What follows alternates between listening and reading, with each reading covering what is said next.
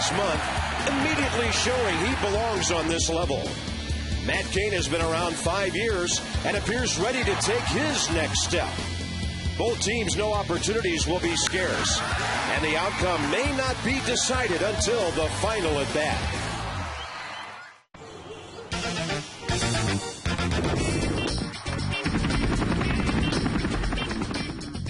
It's a great day for baseball.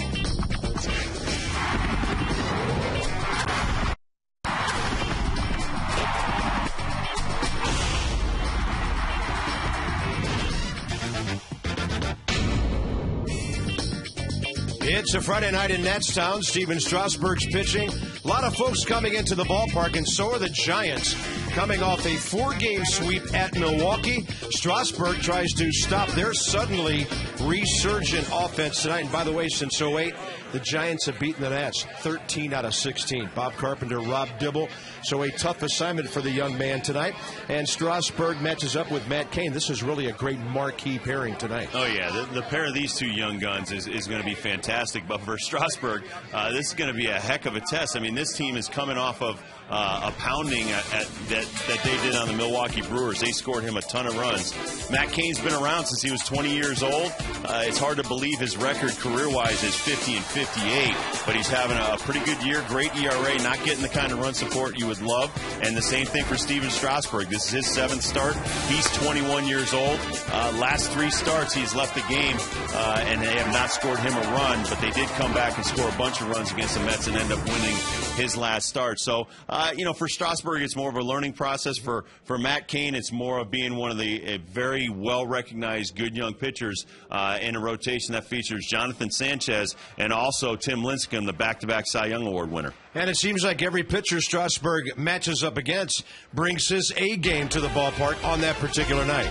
Now, Brian Wilson has 22 saves, and Matt Capps has 23. They're both going to the All-Star game. For Matt Capps, it's his first time ever. For Wilson, it's his second. We may see lots of these guys late in games in this series.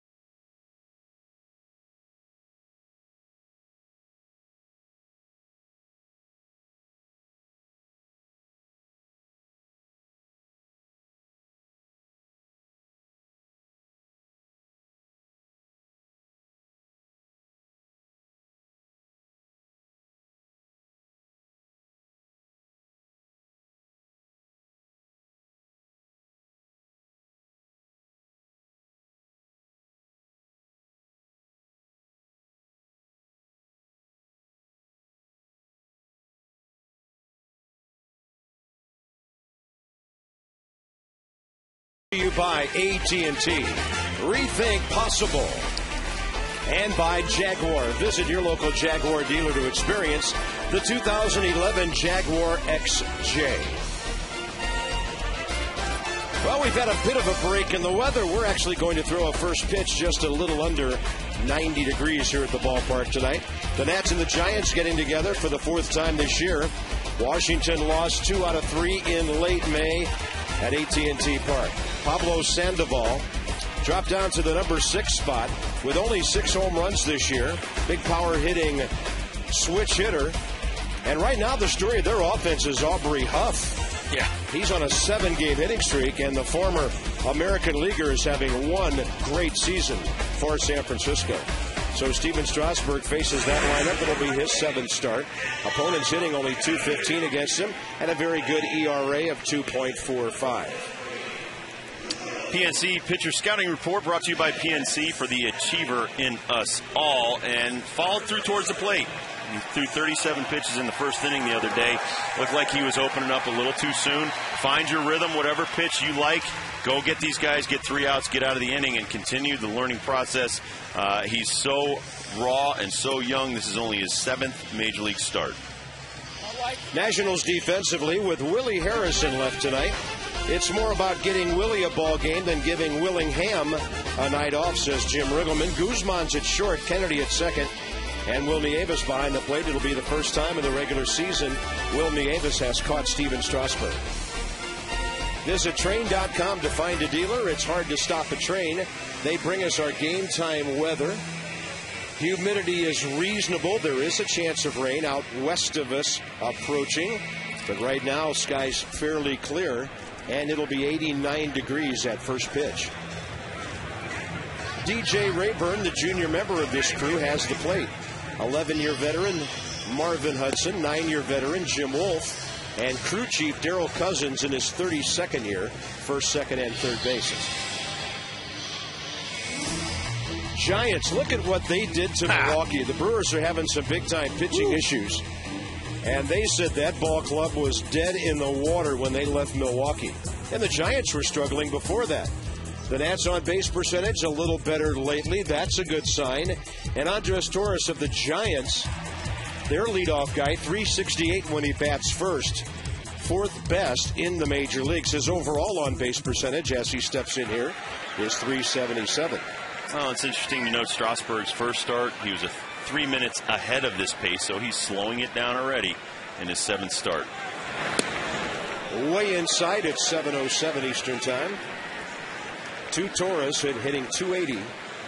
And he's a switch hitter who's got a little pop. 6 home runs, 28 RBIs. Steven overpowers him, and that fastball is out of play. And the count's 1-1. The Giants are 45-40, 5 back of the Padres. They're a good road team, 23-16. I don't know what is it about these Western Division clubs who go on the road and play pretty well. The Nats are playing their 87th game, 38-49, 12.5 behind Atlanta. Low and inside, 2-1. Nats at home, 24-19. And against the West, a respectable 9-11.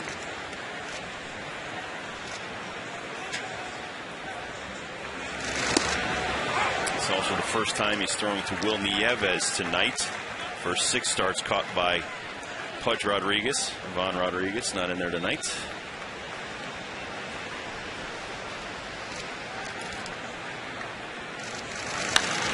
That ball is going to head for the scoreboard and leave the ballpark and bang off the facing of the upper deck. Steven Strasburg finds out again at the major league level, when you fall behind, these hitters are a lot tougher. And that's number 7 for Torres. That ball was killed.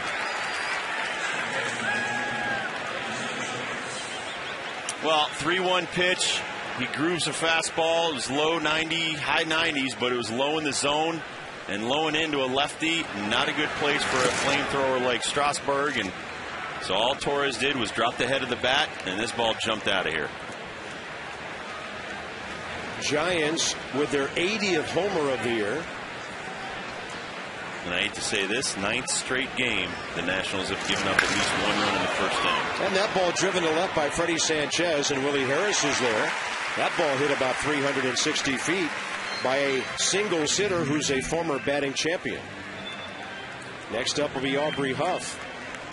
So the Giants, I remember, Rob, you and I were looking at them last weekend like, okay, they're struggling.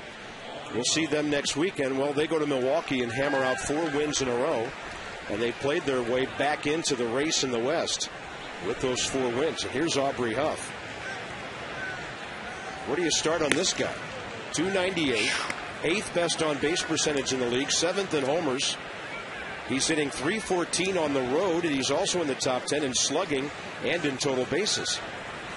The National League evidently is to his liking after all those years over on the other side. Yeah, what a find. I've always liked Aubrey Huff.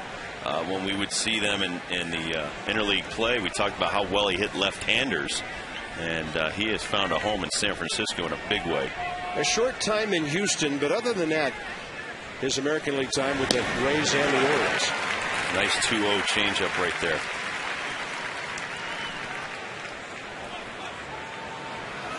2-0, circle change right here. You see the bottom drop out. Everybody's going to be looking for the 97-mile-an-hour heat, but this kid's a pitcher. He can locate all of his pitches whenever, wherever in the count. Follows the changeup up with about 101-mile-an-hour fastball. Giants signed him to a 1-year free agent contract for $3 million. 3-1 pitch. This ball is smoked to center. 3 hard hit balls, 2 of them right at the outfielders. And Steven Strasburg is not fooling the Giants so far. Next up will be another one of their good finds, Pat Burrell. Well, he's got to make some adjustments quickly here. Sometimes you got to do it in the same inning. All 3 of these balls so far have been hit on the button. So either raise the eye level with the fastball or throw some breaking balls down in the dirt. But they're ready for Steven tonight.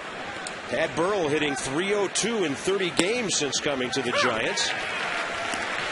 He hit only .202 with Tampa Bay, and they released him May 15th. Giants signed him to a minor league contract 2 weeks later. So, Rob, that tells you that he was nice curveball dangling out there for 2 weeks and nobody wanted him. Well, people were nervous. They heard about his health issues. They didn't think he could play every day back in the National League, but he has done a wonderful job. Breaking ball just missing. And that's what I felt in the Mets game. He could have just thrown all breaking balls in the first inning. You know, just because you're a power pitcher doesn't mean you have to throw fastballs. We saw Matt Latos do it last night to us. Come out throwing changeups and curveballs the first time through the order. A little bit inside, 2-2.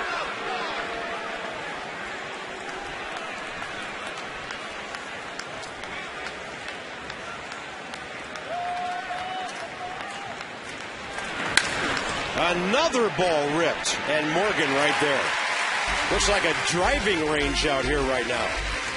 Pretty good swings by the Giants, and they get a run.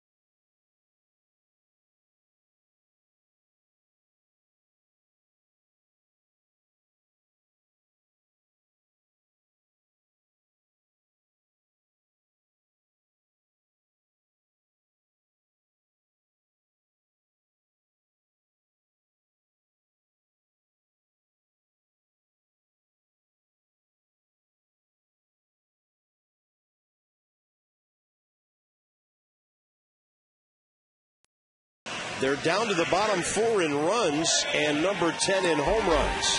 Here's the lineup. It's interesting tonight. Bernardina's second. Christian Guzman batting 5th for the 3rd time this year. Willie Harris is behind him. Adam Kennedy and Will Nieves in the lineup tonight.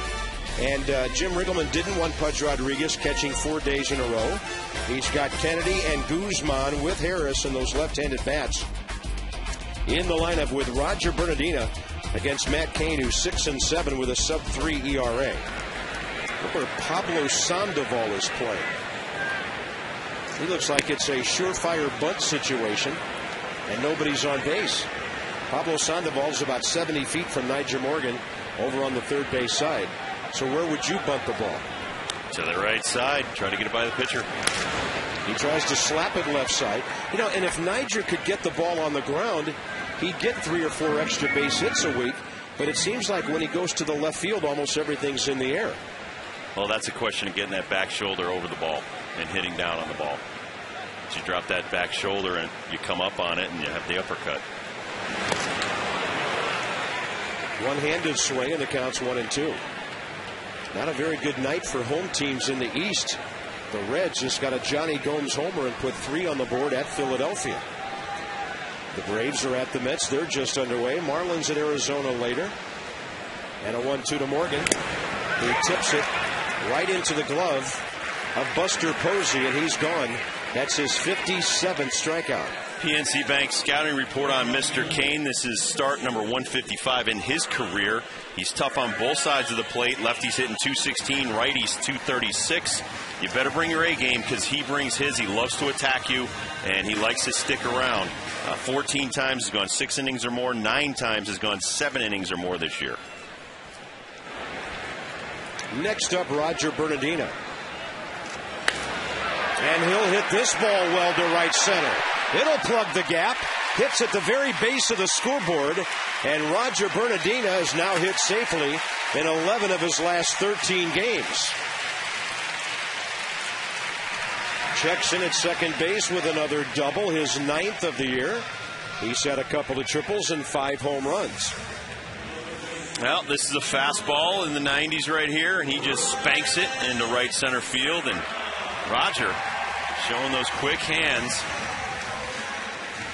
Likes the ball on the inner half, middle in. And that was pretty high, too. That wasn't a low ball.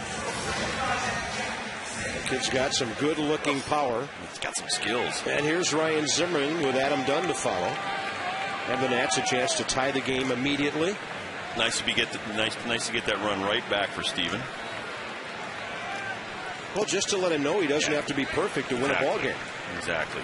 You know, and so he can relax. I just think he's a little tense in these first innings, and find a pitch that you're throwing for strikes, stick with it. You don't have to throw all your pitches in the first inning.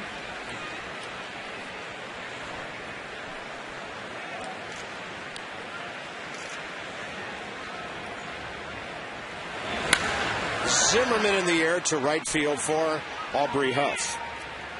Bernardina can only go halfway and retreat to the bag, 2 down. Giants, another one of those solid teams from the West.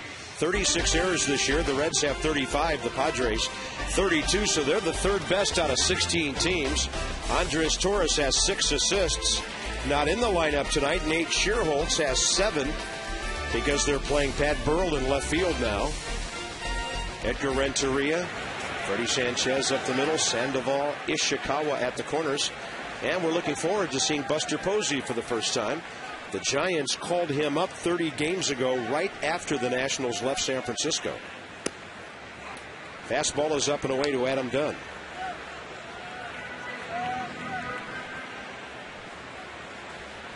Adam Dunn, Albert Pujols tied with 20 home runs. Joey Votto of the Reds has 22. That's a slow breaking ball, and Adam was out ahead of it.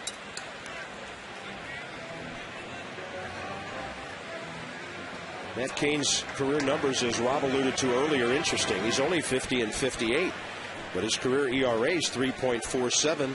He has pitched for some very light-hitting San Francisco teams in his 4 full major league seasons coming into this campaign. He throws the ball into left center. Nobody was covering, and Bernardina's coming home. It's a 2-base error by the pitcher on a pickoff throw to absolutely no one.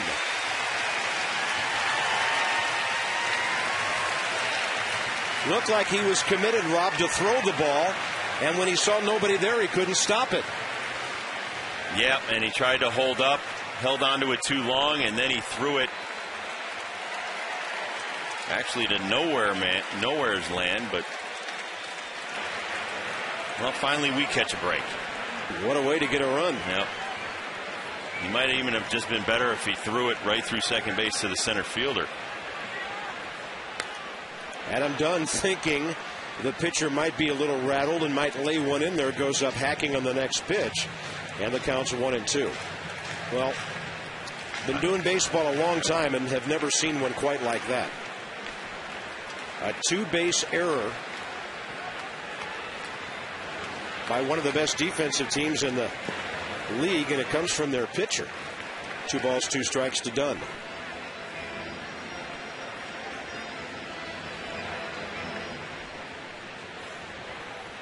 Matt Cain has been struggling. 6.85 ERA during his 3-game losing streak. And opponents are hitting .311 his last 4 starts. He gets Adam Dunn, though, on a diving breaking ball. So the Nats' run will be unearned. Bernardina's double in the air, and this game is tied.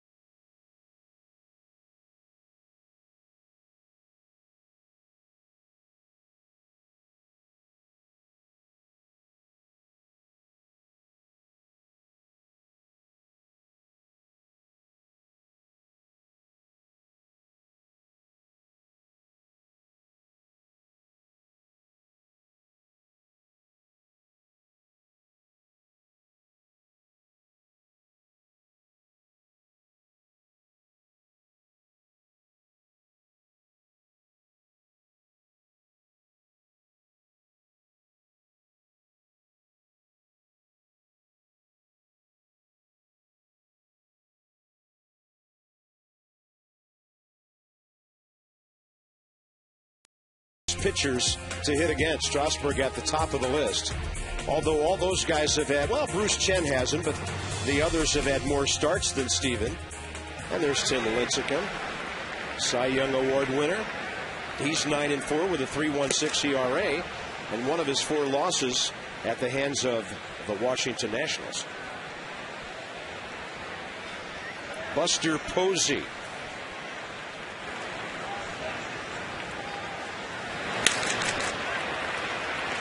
Well, we've had 5 hitters and 5 line drives. The last 4 have been caught. Luis Adelano, by the way, the pitcher who beat Lincecum back on May 26, 7-3. Luis was optioned to Syracuse today and told he will be coming back soon. But the Nats really don't need 5 starters because of the All-Star break for another week and a half. They will make a corresponding move tomorrow, and it could be a position player. Or, if they need bullpen help, a reliever. Here's Pablo Sandoval, who's hitting .270. Well, they're looking dead red fastballs right now, and Will needs to make an adjustment here and have Strasburg start throwing some curveballs and changeups to start them off in the count. Sandoval hit .330 with 25 home runs last year. There's another heater. They come up and in. Nice idea. 100 miles per hour on our gun. Chad, you can say changing the eye level with a 100-mile-an-hour heater will wake you up.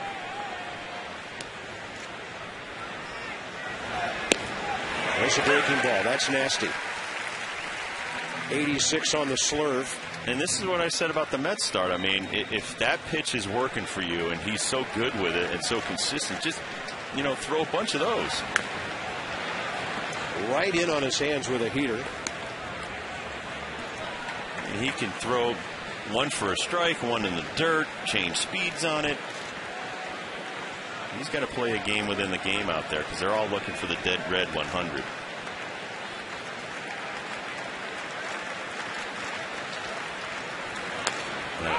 Nasty breaking ball. Sandoval just got a piece of it. This guy finished second to Hanley Ramirez in the batting race last year. Third in the league in doubles. And he had one of the greatest seasons by a first-year player in recent memory. Since 1958, only Wade Boggs, Ichiro, and Fred Lynn had a better first season than he did when he hit .330.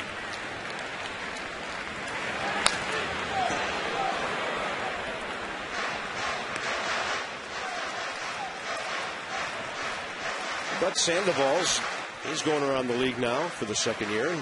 They've made some adjustments to this powerful 5'11", 262-pound native of Venezuela.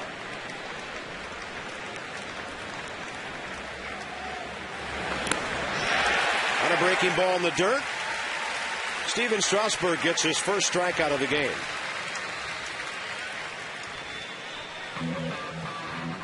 Bob, this is Strasburg in the first inning. All fastballs that were ripped into by the Giants. They're looking for the dead red. You're going to have to change speeds. And this is one of the lessons that he's going to learn here at the Major League level.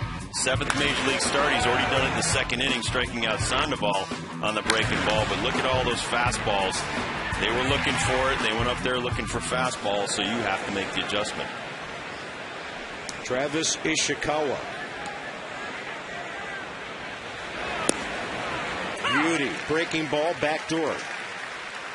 And it doesn't mean stop throwing them. It's just sequences.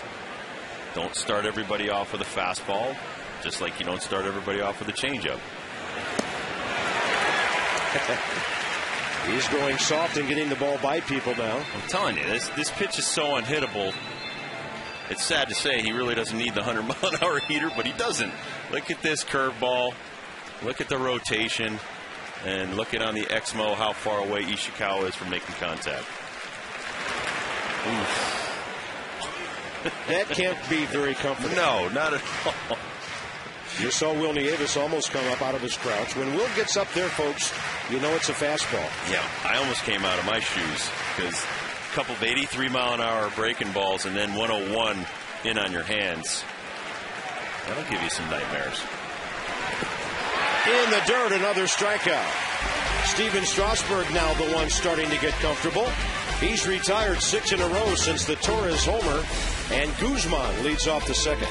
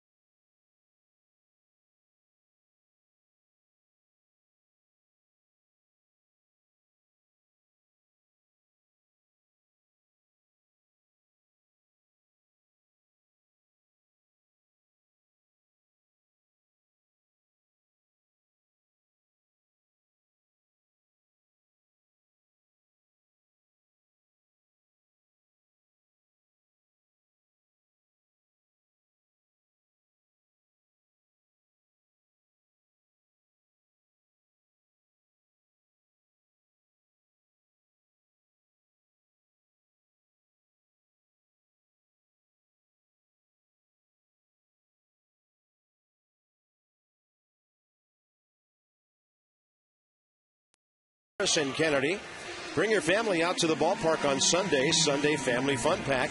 The ticket includes a seat, hot dog, chips, and a soda, starting at just $14. Visit nationals.com/kids to purchase your Family Fun Pack tickets. Levon will pitch on Sunday while the kids are enjoying their snacks. Here's Guzman. Base hit on the first pitch. As I mentioned earlier, only the third time this year Christian Guzman has batted in the number 5 spot. That'll bring up Willie Harris, who had a pinch hit in the ball game last night.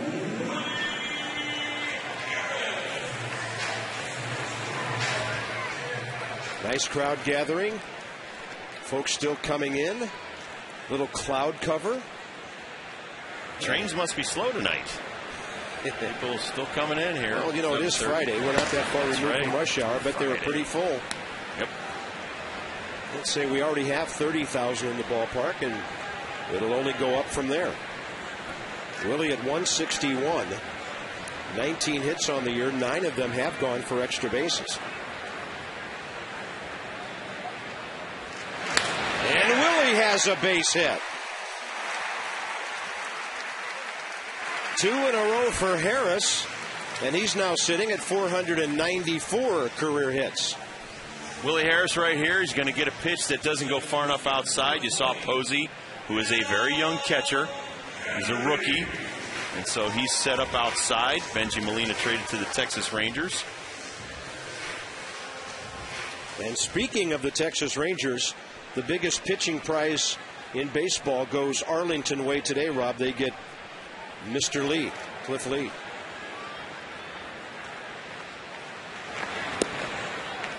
Off-speed pitch on the corner for a strike to Adam Kennedy. Texas already has the second best record in the American League behind the Yankees with 50 wins. But they just might have gotten what it might take to not only win the division, but get through the first round and maybe the World Series with that pitching staff. That's pretty good when you're in bankruptcy and you can make a deal like that. I'm blown away. All day, you know, I heard and was told that he was going to the Yankees. Joel Sherman had reported that all morning. And who's Joel Sherman? Joel Sherman writes for the New York Post or the New York Times, and he was reporting that. He's friends with Brian Cashman. Still? Well, I don't know.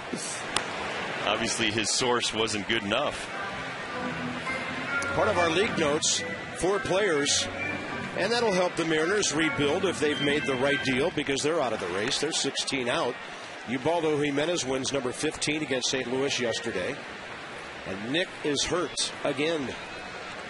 Well, and it's interesting, too, that Jack Sarancic would trade within your own division, but for 4 players for one, it might not have been a bad trade. Adam Kennedy, an unproductive at bat. Neither runner able to move anywhere, and it's first and second, 1 out. Bob, let's go back to the play where Matt Cain threw it in the left field and see what he's looking at. He thinks that Renteria is the second baseman, but they've got their triangle shift on, and so he thinks that's Freddie Sanchez. Then he realizes, he's not actually moving in behind Bernardina. He's just playing over there, and he tries to hold up, and by that time it's too late, and Renteria goes and gets the ball. And by the time Pat Burrell got there, and Burrell's never been a great defensive player, there was no chance to throw out speedy Roger Bernardino. Here's Will Nieves. They've been just feeding him nothing but sliders away and curveballs. Will, over 19 ball games, is 6 for his last 51. And that's why it's important to let the pitcher know you're doing the shift and communicate that too. You know, for Renteria and for Sanchez and everybody, hey, we're moving over here, we're doing this. You need to say something because obviously Matt Cain didn't notice them do the shift on Adam Dunn. And then he was committed to the throw, tried to choke it, and then he held on to the ball too long. He'd have been better off throwing the thing straight down at his feet if he could have. Or, like I said, throw it right into center field as hard as you could. Let's say he throws the ball straight down at his feet. Is that a balk? I don't think so. Nowhere near a base. No, it's nowhere. You're right. I mean, it could be considered a balk, but it still wouldn't have cost him a run. Right. Runner would have gone to third at the most. Will Nieves is going to bounce into a double play to kill this would-be rally. 2 singles to lead off the inning. The Nats strand a runner. And it's on to the 3rd inning here in Washington. Giants and the Nats tied at 1.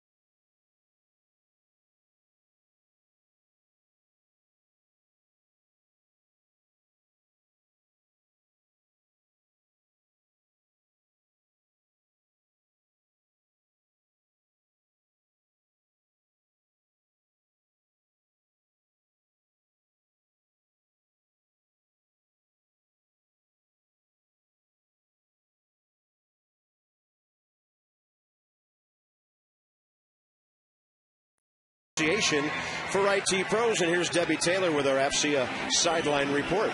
Well, Bob, Nats pitching coach Steve McCatty told me he's very pleased with the progress that Stephen Strasburg is making and his ability to learn. Now, when Stephen isn't starting, he watches the game diligently. In fact, Steve McCatty will often give him a pop quiz. He will ask him certain questions about the situation, about what Stephen is watching, and he said the rookie really has a good understanding of what is going on, and the key is he needs to trust himself and apply what he sees. Jim Riggleman also saying today that Stephen will start Friday after the All-Star break. Steve McCatty telling me he will have a bit of homework when he goes home to California. He'll have to throw a bullpen session. Bob? As a former student, that really makes me feel better that even millionaires have to take pop quizzes now. That's a good story. Thanks, Debbie. Trying to keep the young man sharp, get him ingrained into Major League Baseball, ASAP, getting to know the league, the hitters, and everything that goes with it. Here's Edgar Renteria, veteran shortstop, batting .310. And a high fly ball foul down the right field line. So Renteria, pretty good batting average down in that number 8 spot. Coming into this year, a .288 career hitter with Florida, St. Louis, Boston, Atlanta, and Detroit. He hit .250 for the Giants last year. He's always been a shortstop with some pop and RBI ability. He had 1 year in St. Louis when he hit single-digit homers and drove in 100 runs. Trying to throw a breaking ball for a strike. He didn't want any part of that thing. Well, he lasted 1 year in Boston, got a $40 million deal, and they quickly the next year traded him to the Braves. There's the big hook. He's thinking it's a 100-mile-an-hour fastball, and he jumps out of the way. And a 2-2 now from Strasburg. There goes the hitter. There goes the bat. 3 strikeouts in a row. It's like we said, he's command of 4 pitches. UPS store here on the breaking ball. You just saw him buckling on the breaking ball. You don't want to throw anything straight. You keep throwing it until he shows he can hit it. And he buckles the bat all the way out to shortstop. Pitch track from the UPS store. They do a lot more than shipping, like offering moving boxes and supplies. There's Matt Cain, and he takes a fastball that misses. So would you consider that moving the bat out to almost the third base position? Wrap it up. Literally taking the bat out of the hitter's hands. But Rob, how many guys throw hard enough with a breaking ball on the inside corner to cause the hitter to flinch? I mean, usually they stand there and almost dare that pitch to hit them. It's his arm action. I mean, he gets so far out over the top, it looks like his fastball, and then he pulls it down, changes it 20 mile an hour, It's got to be scaring right-handed hitters to death. I tell you, this kid can hit. Matt Cain has 4 career home runs and 12 RBIs. He'll get jammed and pop it up. Oh, he can go to the dugout and tell the last 3 guys in front of him, I hit the ball. 2 outs here in the 3rd.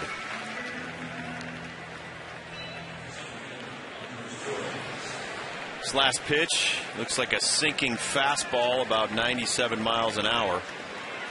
And he is going to throw that right on the inner corner and snap off Matt Cain's bat.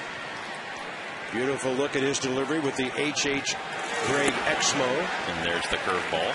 And you wonder if Andres Torres will see another fastball the rest of the night. Well, a well-placed one. Exactly. A well-placed one. Come inside on him. Jam the heck out of him. You don't want to totally go away from your bread and butter. That's his bread and butter. He's always going to have the 100 there. Just change speeds and keep them off balance. But then you start working backward with the off speed back to the fastball. I think that'll be devastating too. Andres Torres is a 32-year-old outfielder who signed with the Tigers at the age of 20 and spent 11 years in the minor leagues. He's with the Tigers for parts of 3 years. And that's been a while. Texas for a little while. Giants signed him as a free agent December of 08. He's become a really good leadoff man for them. And that was the changeup. Beauty, 2-2. Maybe threw too many curveballs in a row, and he started to maybe grip it a little too tight. And this is the changeup. He's on the first base side. Circle change. Fastball action on the arm. Swings right through it. Another swing and a miss. So Strasburg's got the breaking ball working big time. 4 Ks, all of them in the last 5 hitters.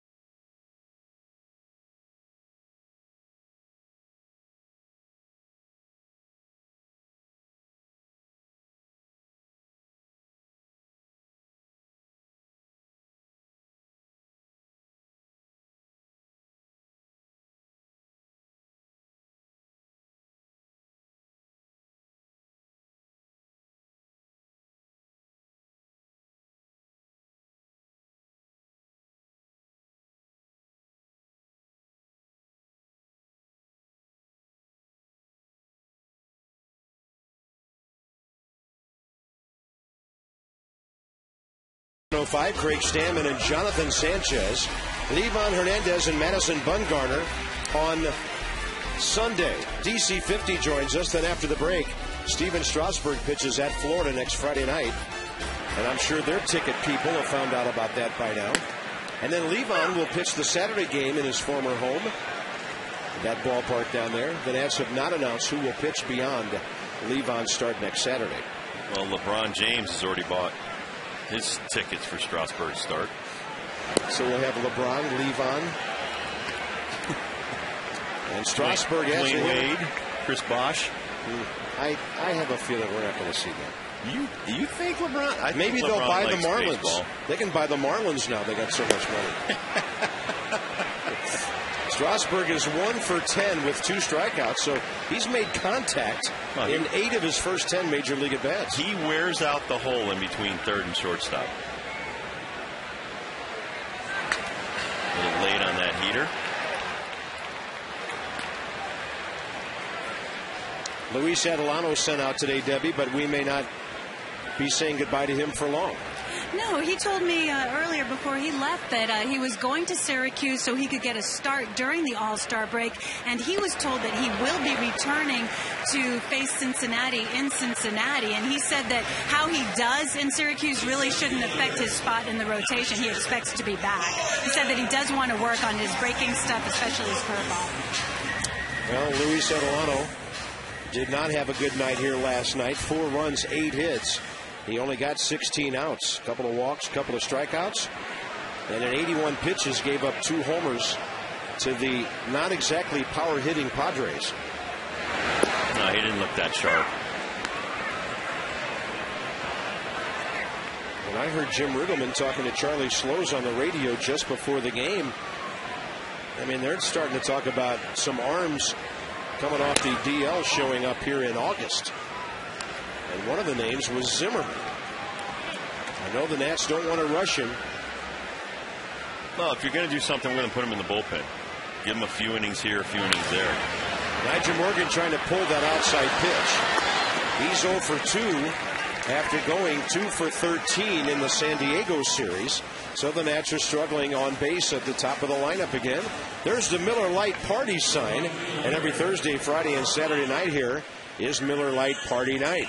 Get a scoreboard pavilion seat and a drink voucher. It's only $20. $22 for Prime Games. So the Nats basically paid for your first drink. Come early for the pregame happy hour at the Miller Lite Scoreboard Walk Bar featuring $5 brews. Bases empty, 2 outs, and Roger Bernardina, who doubled and scored the Nats run on the throwing error by Matt Cain. Remember when the Cardinals picked up Chris Carpenter, sat him down for a year, and then they brought him back in the bullpen first. And they also signed him to a contract while he was hurt. And the next time his contract came around, he rewarded them. Nats go quickly.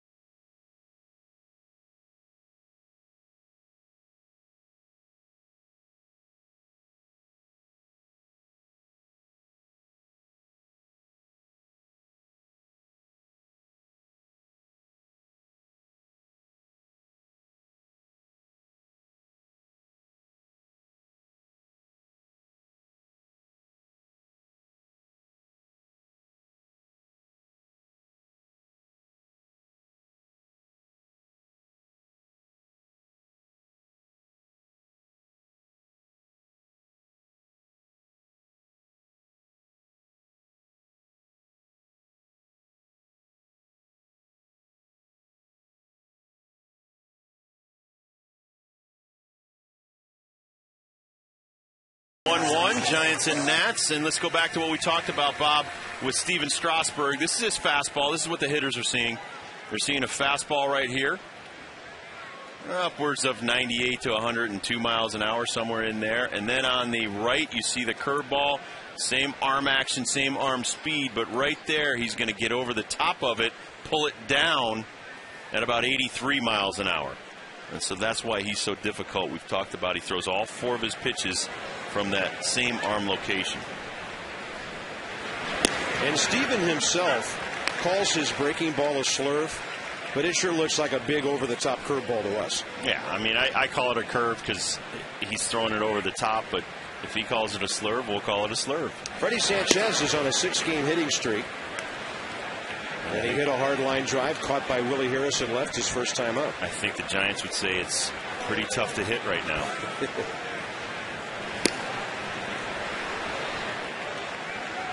9 in a row for Strasburg since the Torres homer.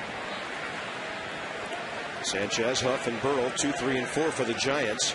Here in the fourth. And a ball slicing away from Bernardina. Is there room? There is, but Roger bangs into the wall and drops it.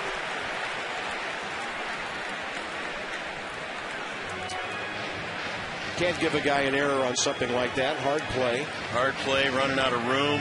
But he would tell you he should have caught it. Yeah, H.H. Gregg here on the Exmo, and then he's going to hit hard right there on the railing in concrete.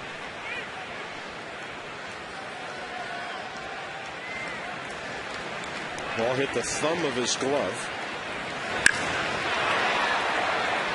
And that'll be a ball hooking foul into the corner. Freddie Sanchez won the batting title in 06 when he hit .344. He beat out Miguel Cabrera by 5 points.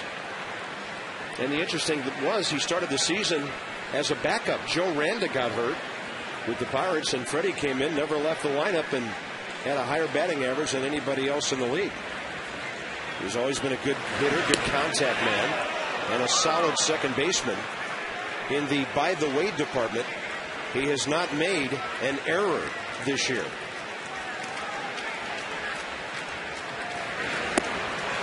Breaking ball, must have been low. First walk by Strasburg. Here's our National League leaders, brought to you by Hollywood Casino at Charlestown Races. The slugging percentage guys, and 2 of the top 6 are here. And the Nats will see Joey Votto and Corey Hart right after the break. Get ready for one blockbuster hit after another at Hollywood Casino at Charlestown Races, West Virginia. Aubrey Huff takes a fastball for a strike.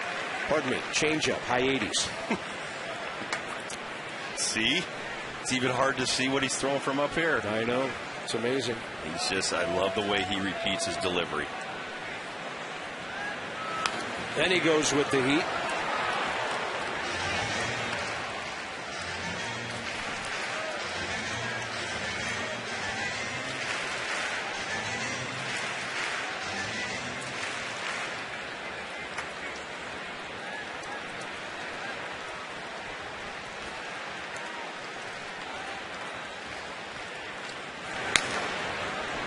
And he took enough off down in the low 80s that Aubrey Huff was way out ahead.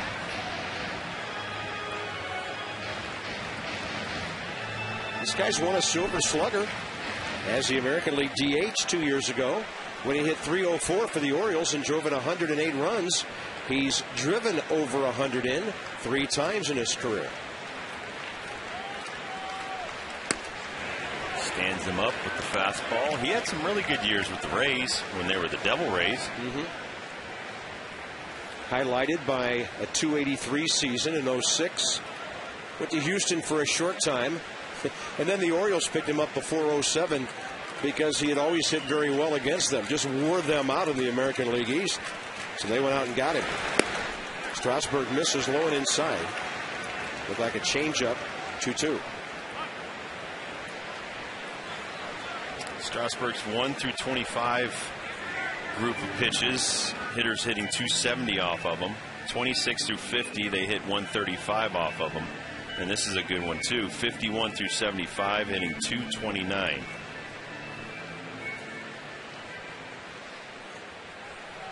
Aubrey Huff and Pat Burrell, who you saw on deck, both 33 years of age. Giants picking up some veteran guys to try to help them make their way in the West. That's a foul tip. Well, the Giants are playing well. The Rockies have won 4 in a row. We just saw the Padres. And if the Dodgers gear it up, that's going to be an amazing race out there.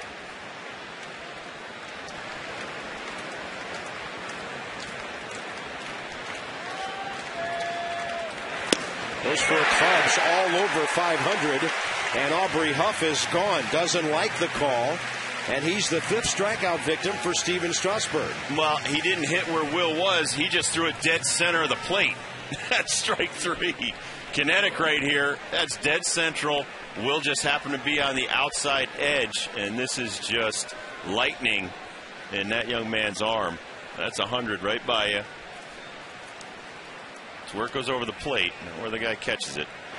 Kinetic North America, providing world-class technology to our national and homeland security customers. But Rob, you and I have talked about this in the past. It's frustrating when an umpire calls a ball because the pitcher doesn't throw it where the catcher's set up. Yep. That pitch was still over the plate, and to DJ Rayburn's credit, he called it correctly. Yes. Even though Will Nieves was reaching for the pitch.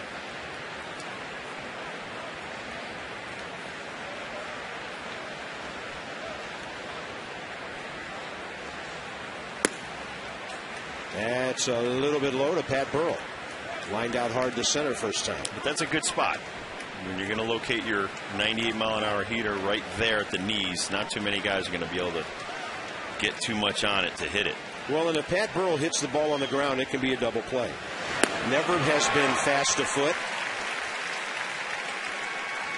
Primarily a fly ball hitter, but Strasburg was trying to get him to hit it on the ground early in the count. And that was a 91-mile-an-hour changeup. Not many righties have ever seen that pitch before. Not that hard. Another off-speed pitch, 3-1. Another changeup. Looks like and I said this about Adelano last night. You throw a good pitch that you really, really like, and you try to hump up and throw it harder. And that one didn't do the same thing the first one did. Because when you're more relaxed and you just let it go and let it happen, the pitches go pretty much where you want them to. But when you really hump up, get all tensed up, it's not the same thing. That's what I mean when I say you don't have to throw a perfect pitch, but you try. We'll see if Burrell's sitting dead red here on 3-1. He was. And he popped it up. Strasburg had him reaching for that ball, and Guzman catches it for the second out. AT&T trivia for you here. Which two starters have the best single season strikeout per 9-inning pitch since 1901? Whoa. Well, is one of them, or both of them, a Giant? Would Randy Johnson have done that with the Giants? Did he do it with the Giants, or did you just do it in general? I don't know. Could the other one be Walter Johnson, since we're going all the way back to 1901? Could be. What about Lincecum? Lincecum, good call. Good call. Dave Righetti's in the house, too. I will rest on that guess, by the way. Oh, on Lincecum? Yeah. Is he your one guy, or are you going with Randy Johnson? If I get 1 out of 2, I'll be doing cartwheels during the commercial up here. 1 ball and 1 strike to Buster Posey, the young catcher. Interesting story for the Giants. Their new catcher, 5th overall player taken 2 years ago out of Florida State, where he was the Golden Spikes Award winner. That's baseball's version of the Heisman, of course. Now the crowd clapping for an inning-ending strikeout. Posey has a live bat. In 35 games as a Giant, he started off his career hitting .336, and he's on a 5-game hitting streak. 6'1", 205, they list him, out of Leesburg, Georgia. .336 with 6 homers, 20 driven in. Yeah. Tries to walk the ladder on Posey, come upstairs. Came out of Lee County High School in Georgia. The Angels drafted him in the 5th round in 05. He didn't sign. Then he became the 5th overall player taken. 2-2. Runner at first. 2 outs. Up the middle. Well placed. Guzman gets to it. Has to just smother it. And a base hit for Buster Posey. That'll give him a 6-game hitting streak.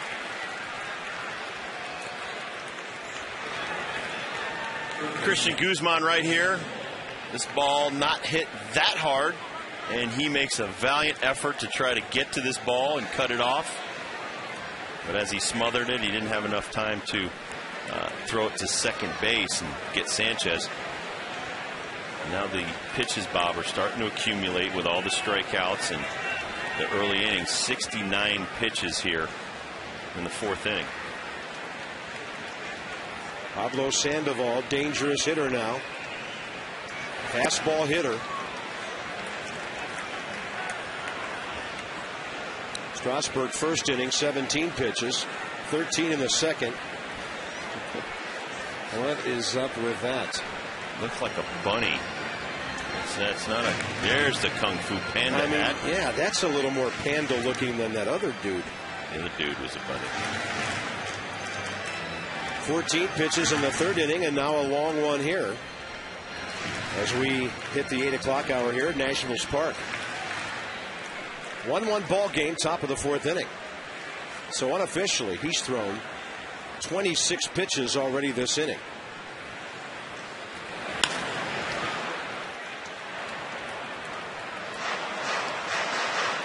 I told you it wasn't a good evening for home teams on the East Coast. The Phillies gave up a 3-spot to the Reds, who now lead 4-0. The Mets gave up a run to Atlanta. The Braves still lead.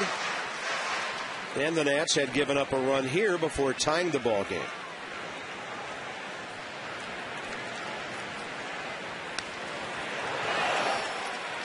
That was a pretty hard swing. Yeah. Sandoval, 171, runners in scoring position. And with runners on first and second hitting 080. He's trying to improve on those very low averages with people on base. League has obviously made some adjustments to him. What will Strasburg do to him on 1 and 2? Fastball up, unhittable, unreachable. 7, make it 6 strikeouts for Steven Strasburg. 2 of them against Sandoval in a 1-1 game.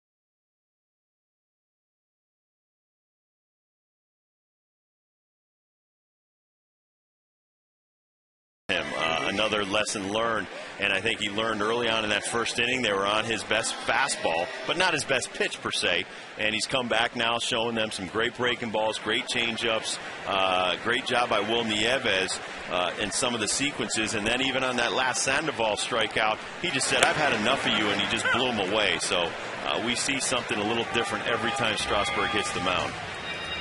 Ryan Zimmerman hits the batter's box here. Flight out to right, first time up.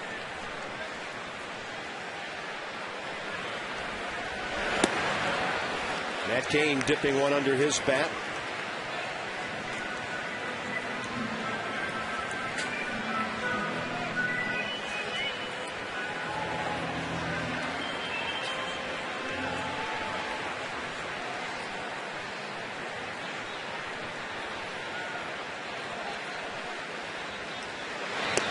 By the way, Steven Strasburg may have considerably shortened his night.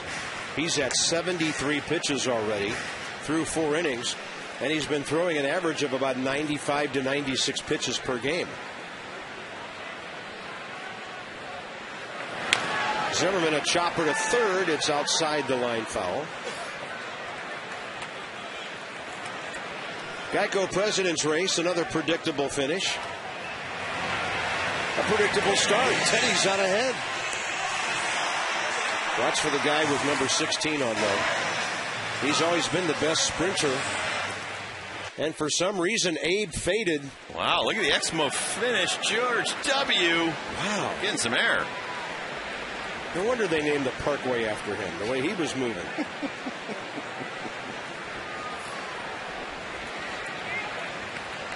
And the university. 1-2 to Ryan Zimmerman.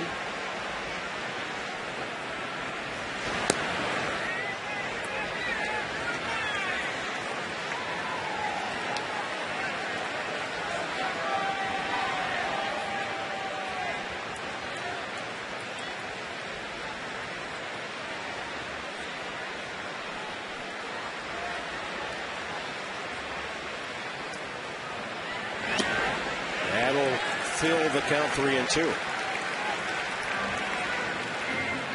By the way, they're celebrating in Texas tonight with a rain delay. Orioles are down there after they picked up Cliff Lee, in case you missed the news today. It'd be interesting to see if they're able to sign him to an extension with all the trouble selling the ball club. Zimmerman's going to strike out. He knows it. Matt Cain throws him on a breaking ball, and Zimmerman walks away. Strikeout victim number 4. UPS store here on the Matt Cain breaker. Just a tight slider, 86 miles an hour. And the Ziminator knew it. He'd been Ziminated.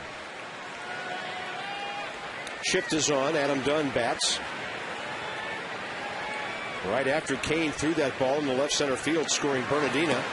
He struck out Adam Dunn, making the Nats run unearned in the first.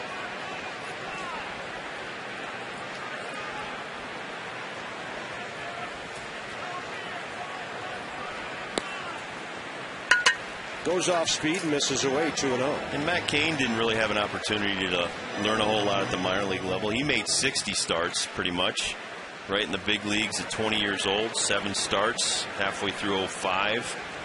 And then 32 starts, 32, 34. And how about see you later? Upper deck way out there in right center. Adam Dunn with his 21st. And the Nats lead 2-1. 2-0 fastball, Rob. He was sitting dead red. No, we got some guys that can hit dead red on this team, and Big Bad Dunn is one of them. Number 21 was a sight to behold, one of his longest here. And the fans appreciate it. It's down low, down and in. Posey wanted it away. And the Exmo shows the damage. Head down. And there's one nice swing. I don't know that we've seen a second deck shot that far out towards center field. Adam Dunn's hit some of the upper deck, but most of them have been pulls. That one way off the line. And here's Guzman, who singled his first time. And he takes a strike, 1-1. It's 375 to the middle of the scoreboard. So to the end of the scoreboard, it's probably about 390. And then that ball was about 20 to 25 feet higher than that. Guzman will chop one by the mound for Freddie Sanchez. 2 outs.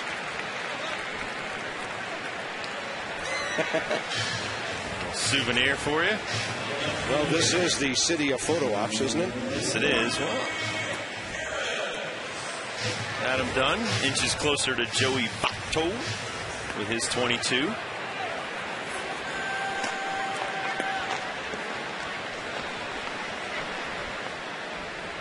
They used to paint the seats at RFK Stadium in the upper deck that Frank Howard hit. May not be a bad idea to get out some paint for that one. Of course, Frank used to joke that seats that weren't painted were all of his strikeouts. That is a great line. But when Hondo hit them, they went, and when Dunn hits them, they go. That's a great breaking ball, backdoor style. And Willie Harris Up for the second time. Willie singled his first time up. He's had base hits in 2 consecutive ABs. Adam Dunn leading the National League in extra base hits. That was number Posey. 48. Yep, that might have got Posey. Josh unmentionables. Josh Hamilton of Texas leads the major leagues with 49. Miguel Cabrera has 48. And there's a chance he has another one tonight. The Tigers are ahead 7-0. You can still get that 4-game flex plan. Pay for 3 games, get a 4th one free. Visit nationals.com/2010 or call 202-675-NATS. Maximum of 4 tickets per purchase. 8 of Adam Dunn's last 9 home runs have been solo. Thank you, Kyle. The Nats have hit 77 home runs this year, and that's probably around 45 or 46 of them that are solos. I'm sure Kyle could find that out for us in total. But the Nats started the night with 76, 10th in the league. The Giants have now hit 80. They're 8th in the league, and Willie Harris is taking some good swings. Well, and that's the toughest thing, too, for Willie. I mean, when you're not playing every day, Adam Kennedy, too, and you're not getting the repetition with the bat, you're not going to be as quick and as sharp. But he's getting a few more at-bats lately, and it's a lot quicker, especially on the inside heat. I submitted my Masson blog today, and we looked back on the first half of the season. But in regard to the second half of the season, Rob, one of the keys I cited, if the Nationals are going to make a move, first of all, they have to play well on that first road trip. But throughout the second half, they've got to have more guys on base in front of the big 3. Talked about defense, catching the ball, throwing it on target to the right places, pitchers going deeper into ball games. But offensively, Nyjer Morgan's on-base percentage just over 300. And there just has to be more guys on base in front of Zimmerman, Dunn, and Willingham. Willie Harris is hot all of a sudden. Willie. Hot rod almost goes for 2, gets back to first. He's always pressing the issue. Our guys are always hustling. It's always nice to see. That's the characteristic of your team.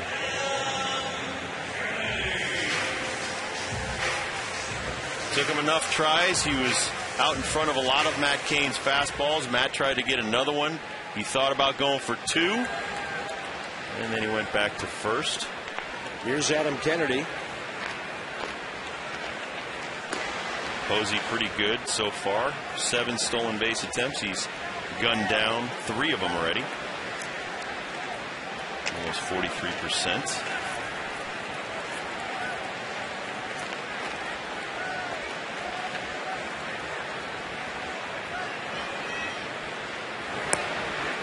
Now the Nats are forcing Matt Cain to throw some pitches.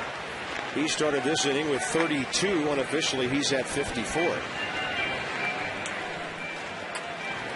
But on the Adam Dunn homer, the Nats have the lead 2-1.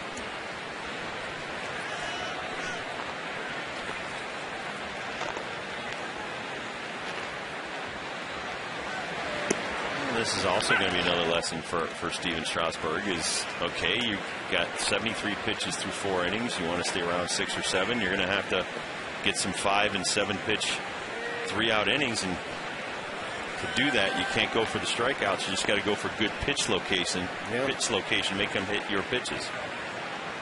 And Strasburg may only be slotted for 22, 24 more pitches tonight. You got to get that Greg Maddux way of thinking. First pitch strikes, and then get them out quick. Economy.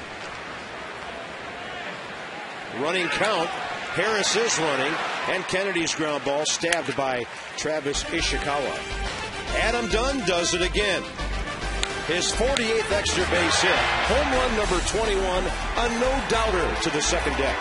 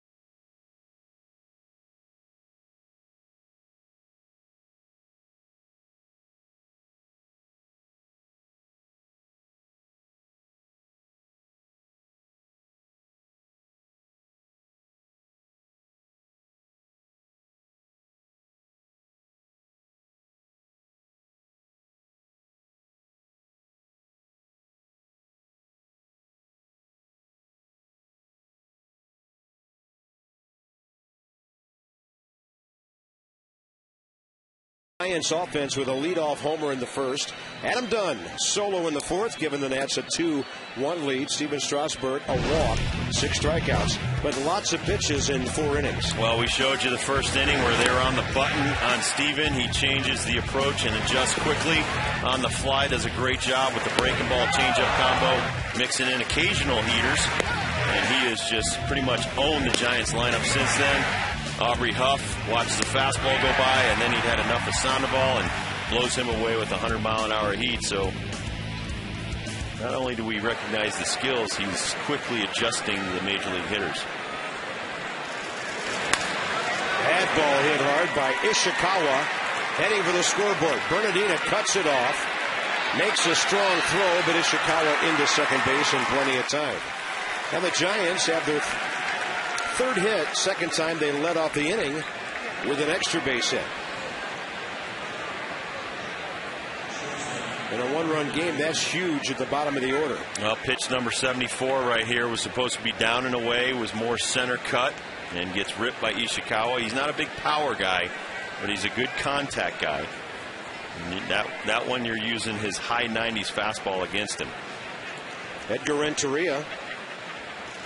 Really not a bunting situation because the pitcher's on deck, although Matt Cain is a good hitter. But I think right now Bruce Bochy thinks he's got 3 shots to drive in the tying run. Why give up and out with your number 8 hitter, who's always been a good RBI man? Although Strasburg took the bat out of Edgar's hands last time up. That was a great pitch right there. Will Nieves calling for the pitch up. Walks the ladder, no shot, 98 up there.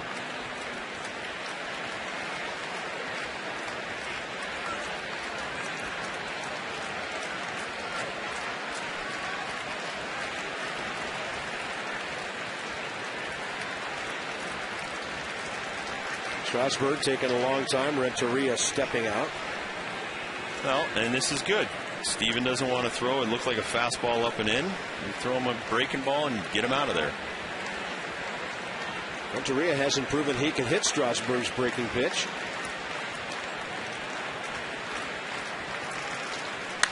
And he goes fastball up. Renteria rams one into the right field corner. That will move the runner to third base. Oh, knock that down. Bernardino launching a Clemente type throw from the right field corner. But I'm not sure Steven Strasburg wanted that result for the first out to move that runner to third. No, that was something that Renteria was looking for right there. Something that he could put up and move to the right side and get Ishikawa over to third base. So he just smacked that high 90s fastball out to right field. You know, and I think that Steven's probably upset because he probably wanted to throw a breaking ball, but that's part of the whole thing. You know, trust your gut reaction. If you don't want to throw a fastball, don't throw it. Step off, come back on, and throw what you want to throw. Matt Cain is a good bunter. In his career, he has 36 sacrifice bunts. The Giants could put on a suicide or a safety squeeze here. In the case of a safety squeeze, throw it at him. The runner kind of reads the third baseman, and if Zimmerman charges, the runner just comes down the line with him. And then, of course, Strasburg, no easy task to bunt against him.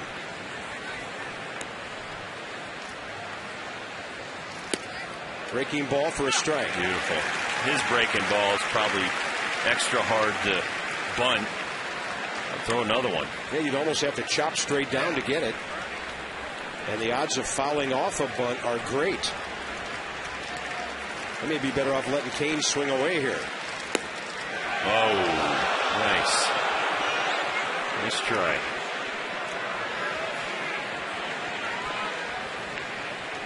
Kinetic right here on the breaking ball.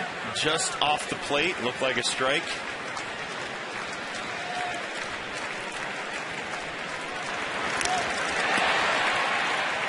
Cain stays alive.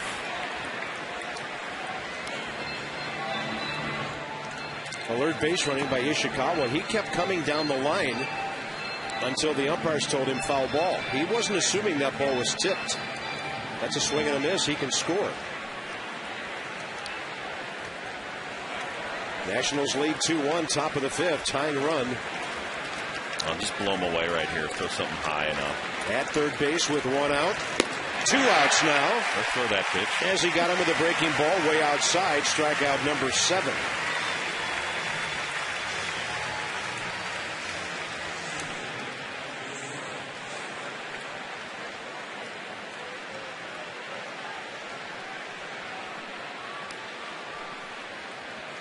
Aaron Rowan now hitting. Interesting. Wonder if Andres Torres is hurt. Can't think of anything out on the field on which he would have been injured. And Aaron Rowan, an established big league hitter, will come off the bench and hit for the leadoff man. When Rowan was with the Phillies, he did bat leadoff on occasion if Jimmy Rollins was not in the lineup.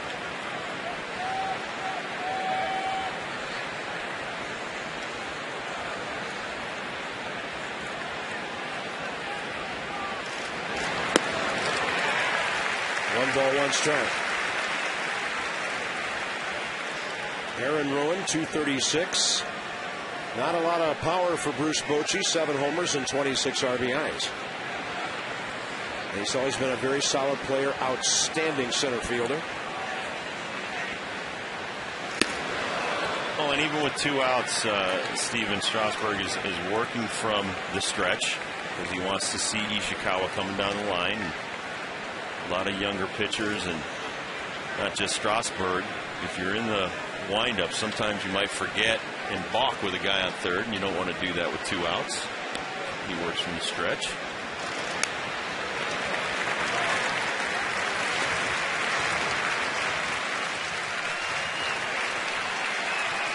And you'll start hearing a groundswell of applause and cheering.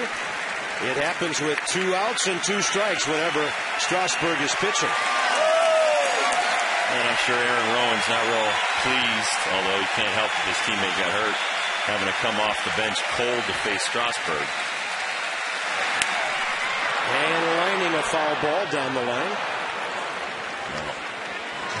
I don't really agree with that choice, though, because this guy's going to be a little bit stiff, not warmed up. Blow this guy away. Throw some high cheese.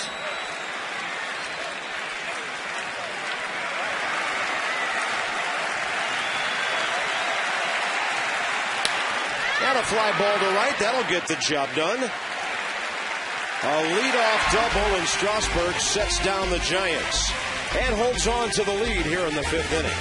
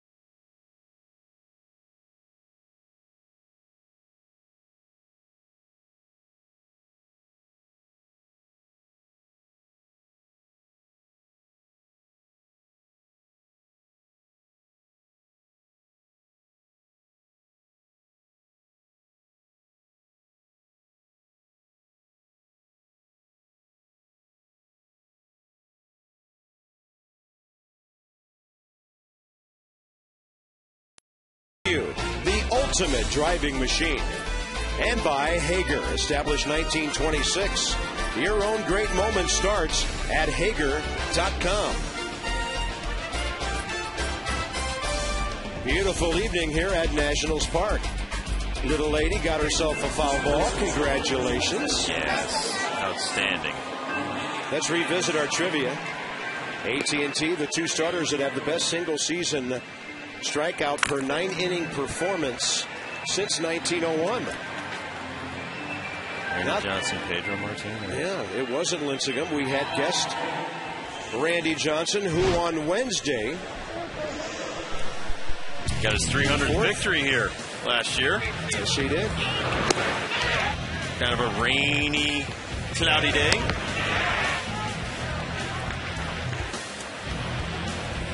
The big unit with number 300 in a very strange kind of a day-night split doubleheader scenario. Well, and the history with the big unit is he was a pick of the Expos, who I played against in the minor leagues, played a couple of seconds in the big leagues with the Expos, and then got traded to the Mariners for Mark Langston. Yep. A rent-a-player who would go on free agent the next year to go to the Angels. So that was not one of the better deals the Expos made back in the day. Well, they made some bad ones. And because of their attendance or lack thereof, couldn't hold on to guys like Larry Walker, Marquise Grissom. Solid hit to left by Wilmy Avis, and that'll get by Pat Burrell. Good to see Will get a base hit. They've been few and far between for him. That'll be his 5th double of the year to go with his 1 home run. And now Strasburg can move him along. Will gets a pitch on the inner half. He's been working on keeping that bat still. And he's able to get on top of that and pull it down the left field line. So just when you thought he just wants to go to right field, he tricks everybody. Pat the bat, Burrow, a little bit slow getting over there with that ball. Yeah, he's never had much range in the outfield. Strasburg does not have a major league sacrifice bunt. Now is the time.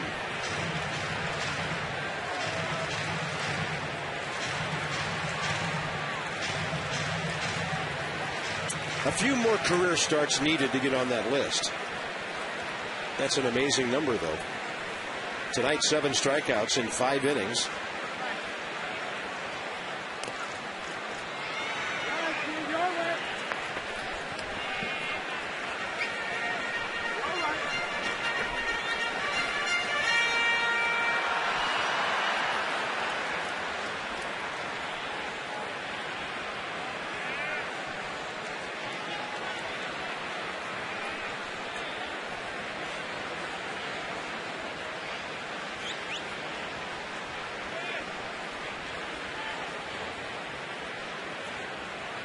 Andres Torres injuring the left side of his groin. That's why he left, and Aaron Rowan hit for him and is now playing center field.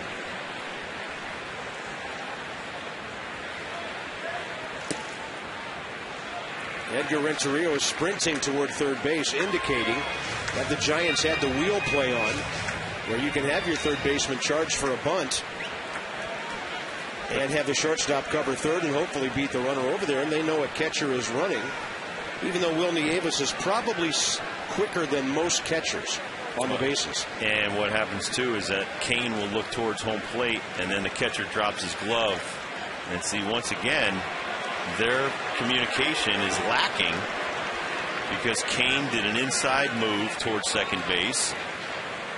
And so on that, you're looking at Posey, and he drops his glove, puts it face down, and doesn't give you a target. And that's when you wheel around to second base. That ball is foul.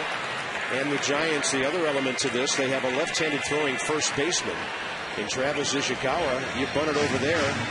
In one fluid motion, he can make a throw to third.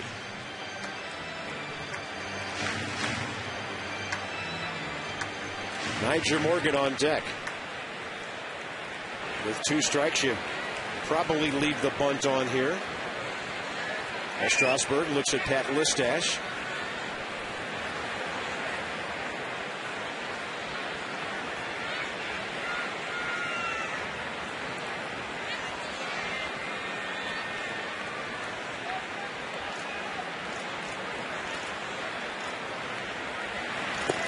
Good take on a breaking ball way outside, 2-2.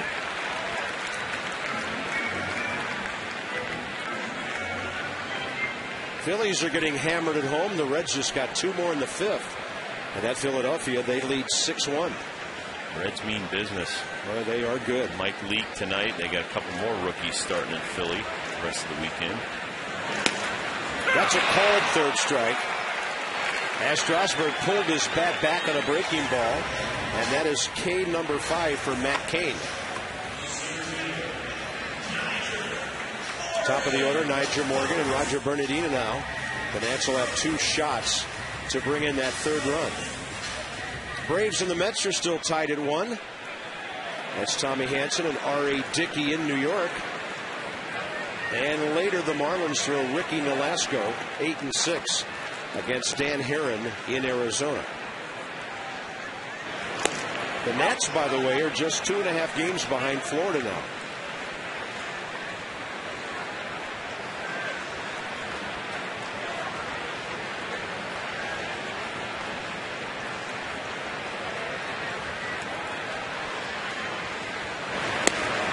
Big, slow breaking ball for a strike.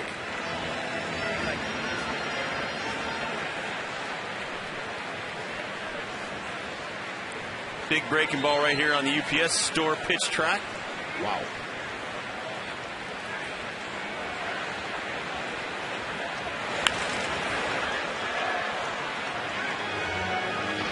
Starts him off 78 mile an hour, 12-6 breaking ball, and he comes back 96 on the hands.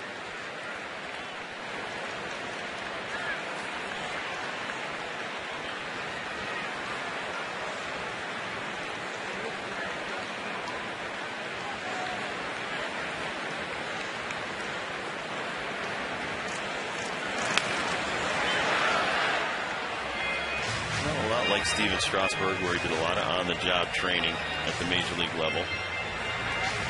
And at 23 years old, last year, 14-8. Some of the best work. Under 3 ERA.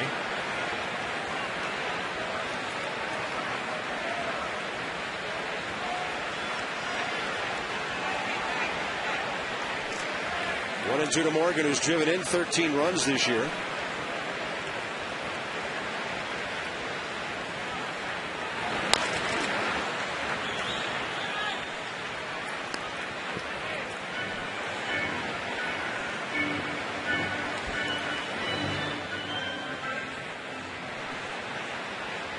Last night, Bob, on the left. Tonight, Niger going with old school. No batting gloves. Trying something different.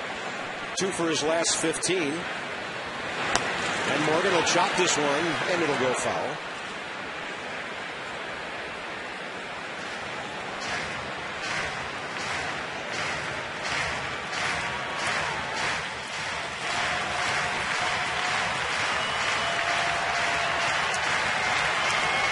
Kane, a long 5th inning of work here.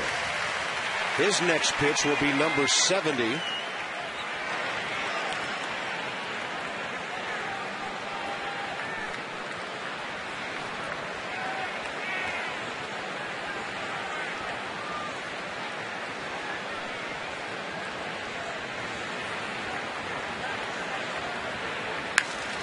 And Niger having a pretty good at-bat here.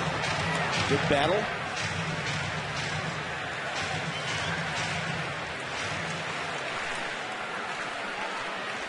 Look out in theaters today. Predators.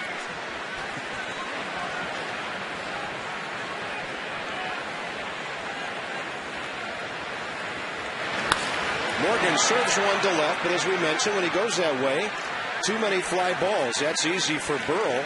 2 outs. It'll be up to Roger Bernardino. Made him get his pitch count up over 70, so a nice job right there by Niger Morgan battling Matt Cain.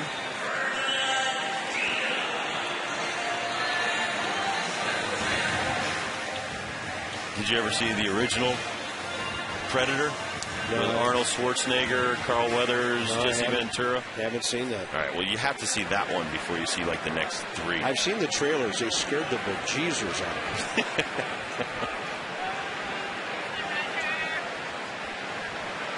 I couldn't even go see Alien 2. Sandoval gloves it and throws out Bernardino, who is really hustling down the line. Will Nieves lead off double. Each team did that in the 5th and failed to score. It's a 2-1 game.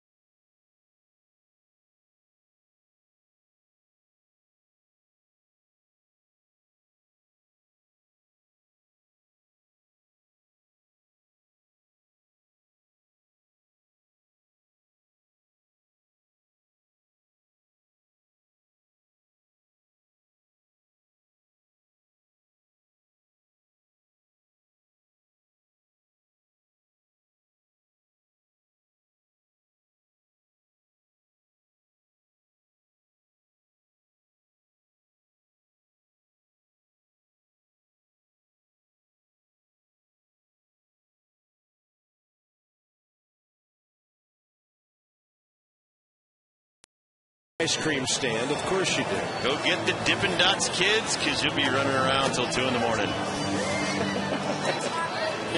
When will Dipping Dots no longer be the ice cream of the future? That's what I want to know. It's Christmas in July at the ballpark, the Nats and the Giants. You can bring new unwrapped toys to the center field gate from the time the gates open through the 4th inning.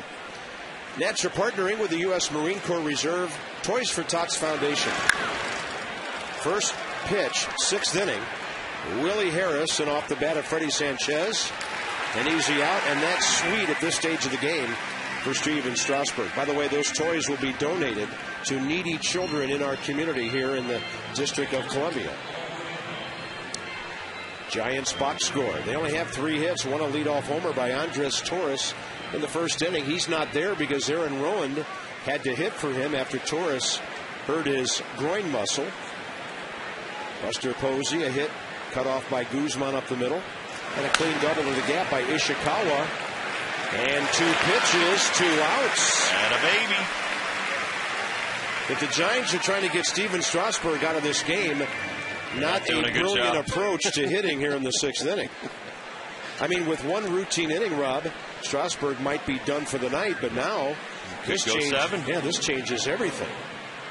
Well, McCaddy's getting the bullpen going.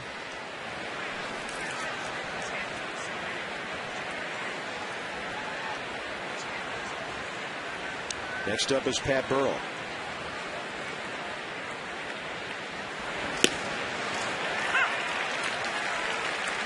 And that's a free and easy number 91 on his pitch total, 100 miles an hour.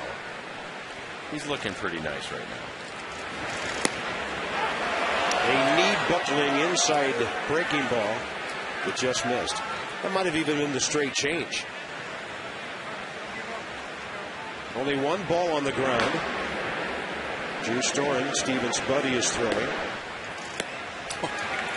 Great breaking ball. The only ground ball was the previous hitter, Aubrey Huff.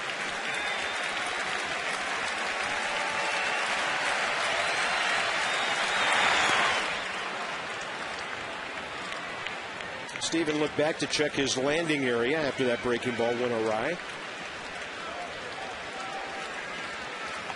Braves have scored in the 5th and lead at New York 2-1. Nationals lead 2-1 here in the 6th. And now it's the bottom of the 6th. A very quick inning for Strasburg that could keep him around for a while. 8 Ks for the fantastic rookie.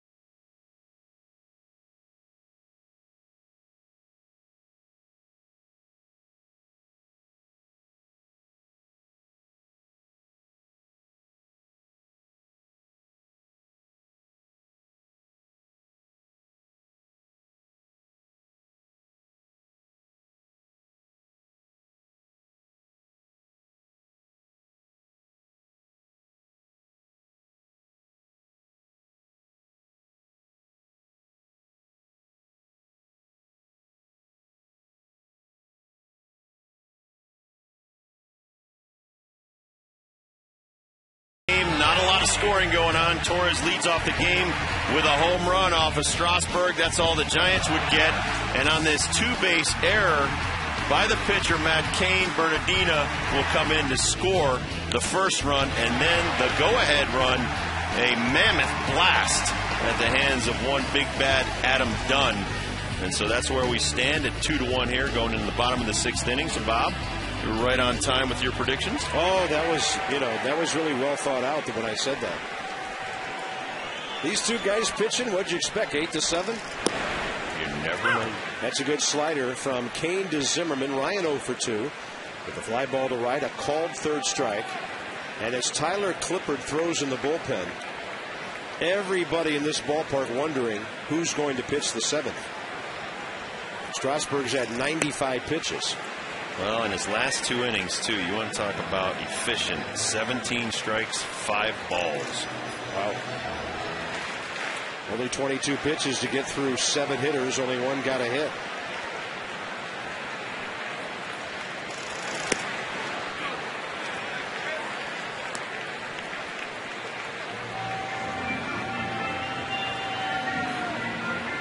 Well, here you see Will Nieves working with Strasburg. Fabulous night tonight.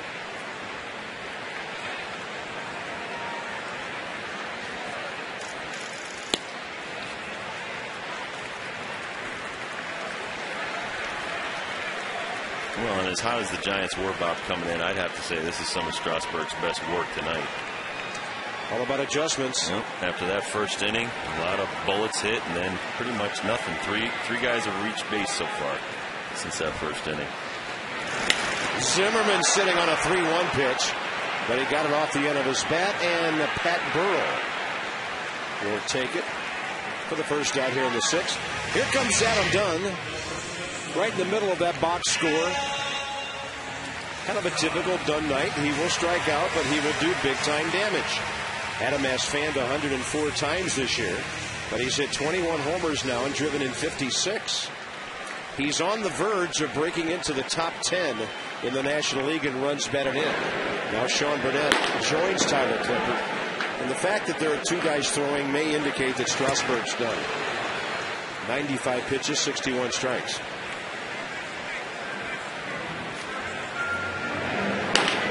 Somebody in the ballpark is going to say, I hate pitch counts.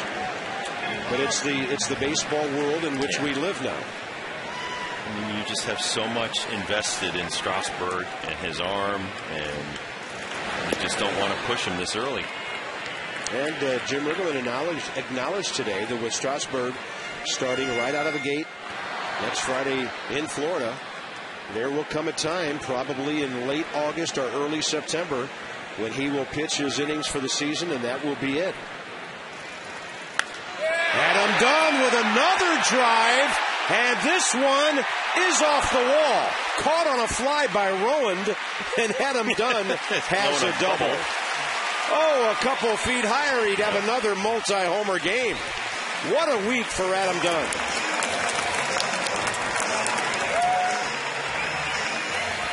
And it doesn't matter what part of the park he's going to these days.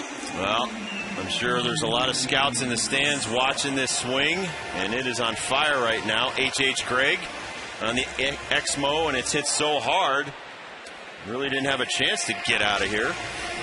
Quite a grab off the wall by Aaron Rowand. Yeah. That's a 1-out double. Dunn adds 6 more total bases onto his total tonight. And he now leads the National League, depending on what Martin Prado's doing in New York. So Guzman and Harris, who are 3 for 4 combined tonight, the Nats have 2 shots to drive in that 3rd run again. Last inning, they had Will Nieves at second base, nobody out, and couldn't bring that run in.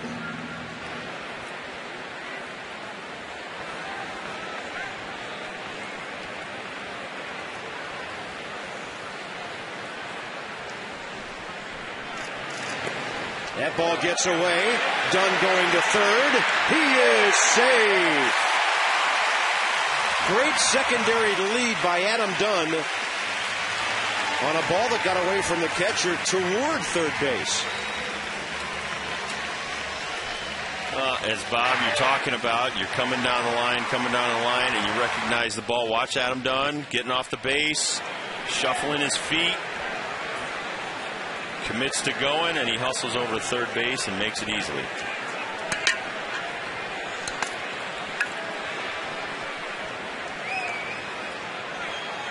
Infield in for the Giants. Guzman takes ball 3. Well, and this is a huge insurance run right here. If Christian can get a ball up in the zone, which it doesn't look like Kane is going to offer anything on the upper side of the zone, trying to drive it to the outfield somewhere and let Adam tag up.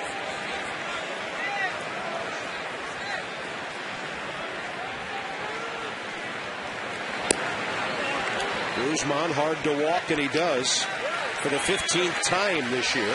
Runners at the corners, 1 out for Willie Harris, who's more of a fly ball hitter than Guzman is. Kinetic right here, borderline fastball. Looks like it's crossing the outer edge of the strike zone. Just outside our pitch track. Matt Cain's first walk, but he has committed an error. He has thrown a wild pitch, and those two things have cost him 3 bags tonight. Bruce Bochy on the left, Dave Righetti, the pitching coach, standing up. Braggs, a heck of a pitcher in his day. And Bruce Bochy, excellent catcher in his day.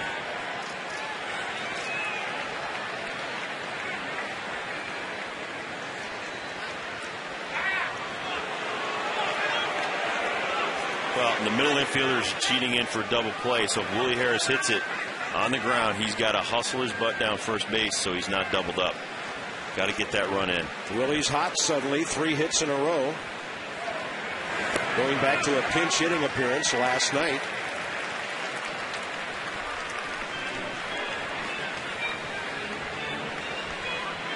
Hitting line drives and making things happen. This is the Willie Harris the Nats have known for the last 2 years.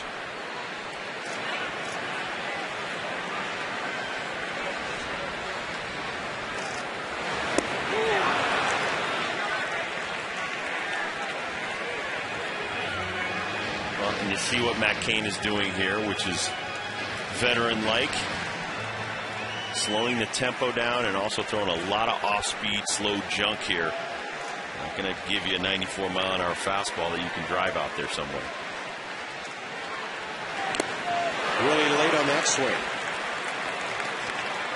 So you have a guy throwing off speed, and he still has the hitter late. Well, you got to be trying to hit this ball now to the left side. Try to pop it out to Pat Burrell somewhere. And then you just got to protect. Nats lead 2-1. Vital to get this run in against a good ball club in the middle of the game. Another late swing by Willie Harris. Almost as if he wasn't seeing very well during that at bat. The stuff that Matt Cain was giving him. Now, these are just some excellent pitches by Cain. Throws a fastball, just a show-me pitch down in the dirt.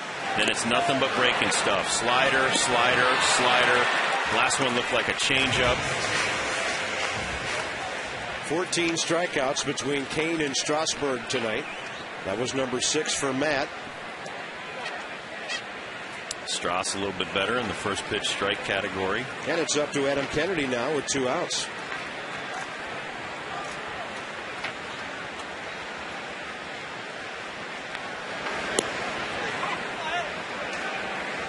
Change up.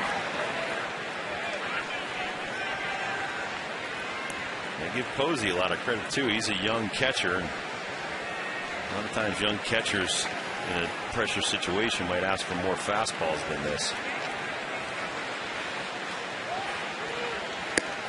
2-0.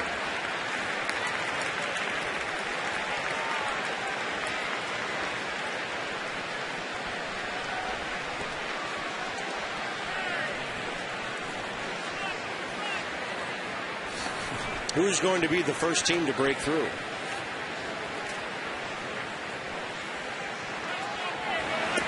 Changeup 3-0. Right-handed hitting. Will Nieves on deck. Will doubled down the left field line last time up. Mets have just scored in the 6th to tie the Braves 2-2. First and second place teams in our division battling up in New York.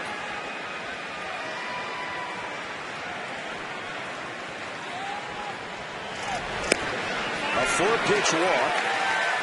Bases loaded, 2 outs for Will Nieves. Looked like Matt Cain, after the count went to 2-0, didn't want anything to do with Adam Kennedy.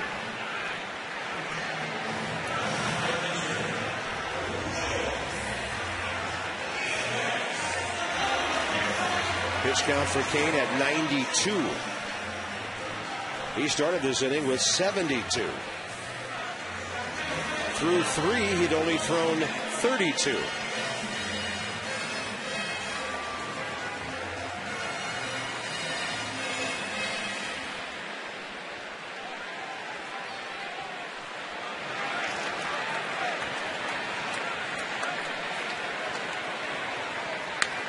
Will Nieves with a base hit. Dunn scores. Guzman coming home. Will's out at first, but the Nationals lead 4-1.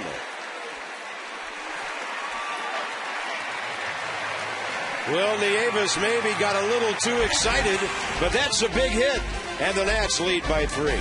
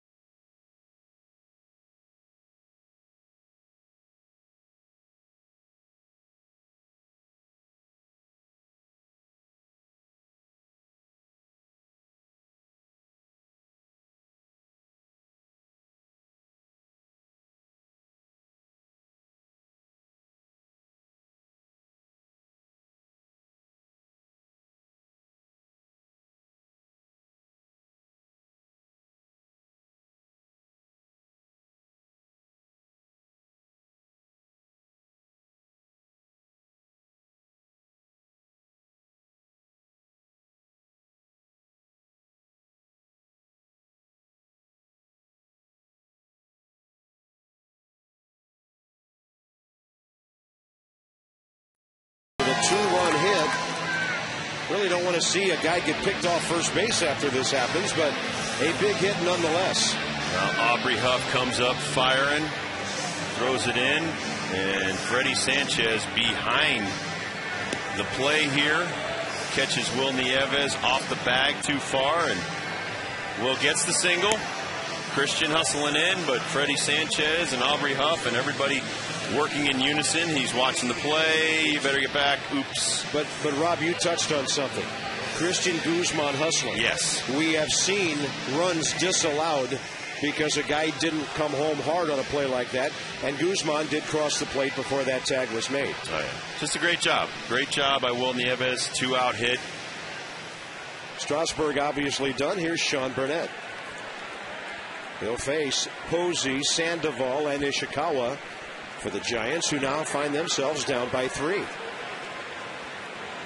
Well, and Steven did a great job. He managed his pitch count later in the ball game. He was at 73 after 4 innings, and then he made it last and stand up another couple of innings. Got through 6, did a nice job.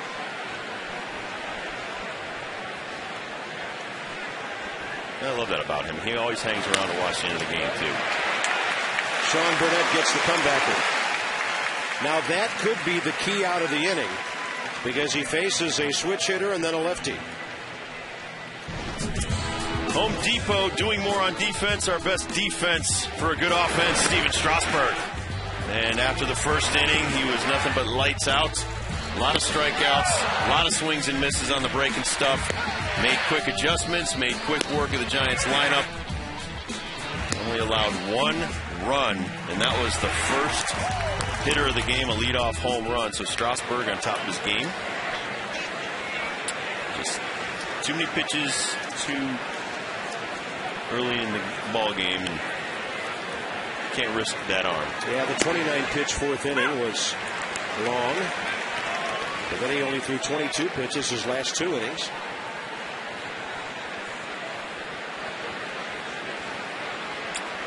Interesting, he would visit with the hitting coach, Rick Eckstein. Rick's all over him about that sacrifice bunt that failed, right? That's not going to work. Last 4 pitchers against Steven Strasburg. Bannister from Kansas City, 6 innings pitched, 5 hits, no runs. Hudson, 7 innings pitched, 5 hits, no runs. Dickey, 7 innings pitched, 6 hits, 2 runs, no earned runs. And then Kane tonight, 6 innings pitched, 8 hits, 3 earned runs, but 4 runs. Are you trying to tell me that he got some run support tonight? Yes, he did. He got some run support, but there's also a underlying theme there. The other pitchers bring their A game. That's right. To try to match up with Strasburg. Sandoval has struck out twice. Faces a left-hander for the first time. Pablo from the right side of the plate. Only 225 this year. Kyle, you really need to get a hobby or something, buddy. You're just working too hard. Getting some great numbers from our intern. I don't know where he's getting them from, though. Maybe he has internet sources you haven't heard about. Oh, I'm sure he does. You know, kids today, they could hack into NASA. Oh, please don't.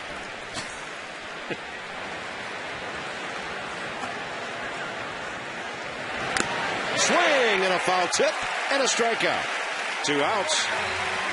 And Sean Burnett now will be rewarded to face a left-hander after getting a Posey and Sandoval. 2-2 pitch. He challenges him with the high heat.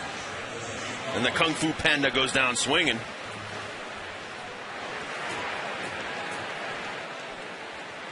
At times this year, Sean's had a hard time with left-handers. Ishikawa 1 for 2 with a double tonight. Look at how fan-friendly our ballpark is. We allow the Giant fans to come in here, wear their colors. Okay. Yeah. But we understand Masson has learned that the fan wearing the panda suit just took his hat off. Or his head, or whatever that was.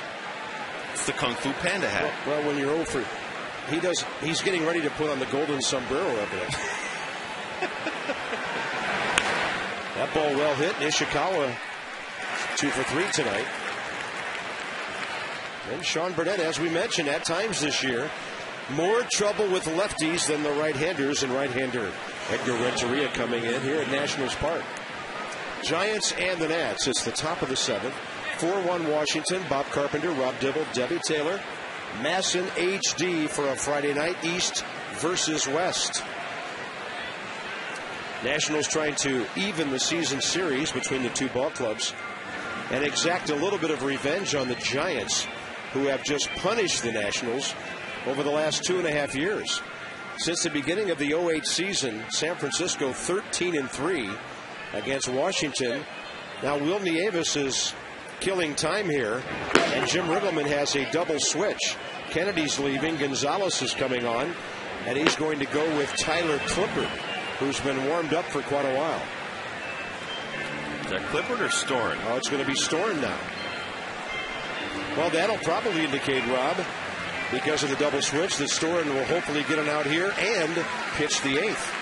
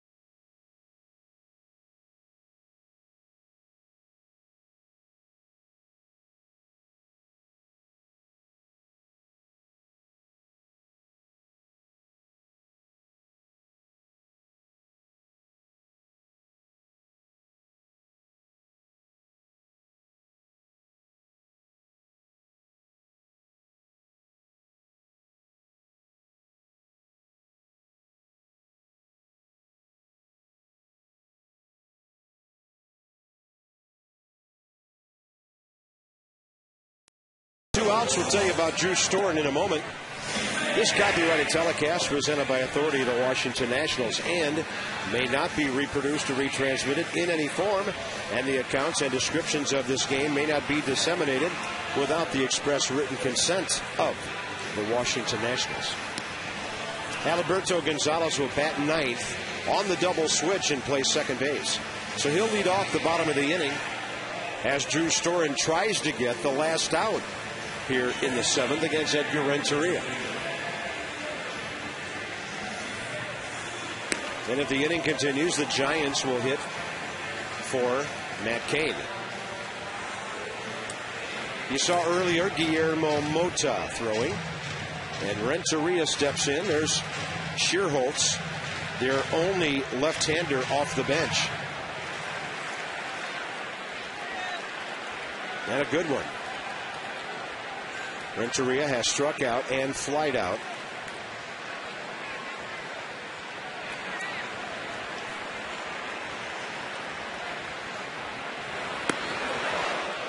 That was a big breaking ball.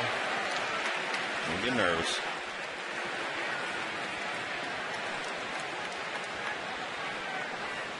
That's not what we mean by killer slider, by the way.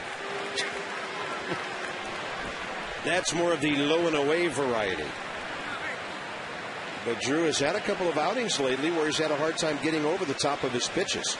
Well, it's all about rushing a little bit, getting that front shoulder opened up too quick, and that back arm, your pitching arm, lags. Gave up 2 runs on 3 hits 2 nights ago in a near disastrous 8th inning against San Diego, but the Nats got the Matt Capps win.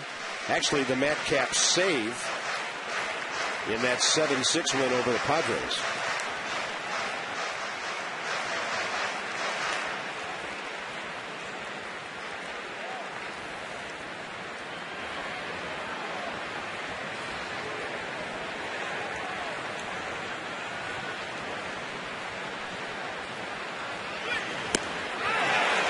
He's got a good heater to go with that slider.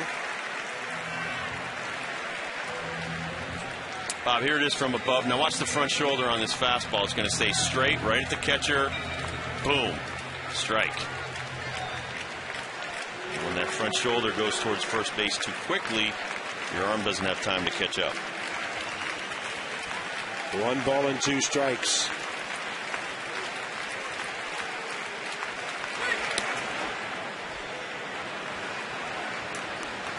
I'm sure that Will's saying don't overthrow. And that's the toughest thing to learn when you're young, because you think, well, I'm so physically strong I can muscle the ball by you. It's almost like golf. The more you overswing or the more you overthrow, the more it throws your mechanics off.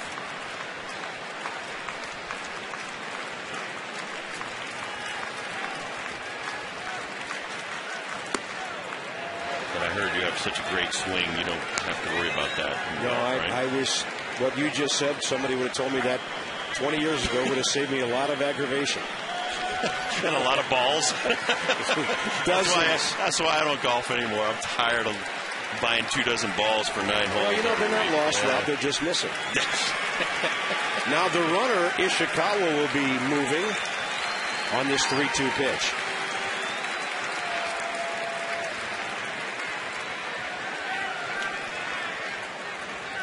Giants down at the bottom of their order. Trying to get back into the game here.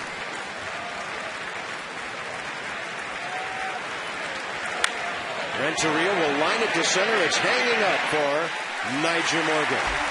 Drew Storen does the job, gets the out. That's all that matters. 7th inning stretch time, 4-1 Nats.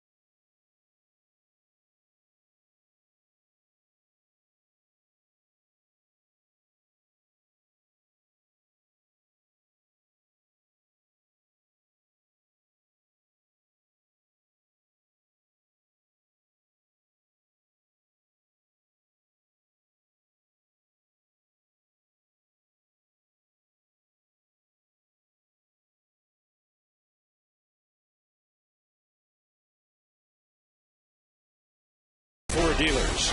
Your local Ford dealer invites you to experience Ford like never before.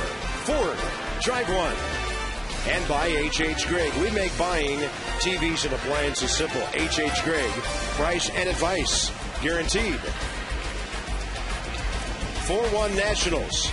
6 outs to get. Maybe some more offense in the offing here.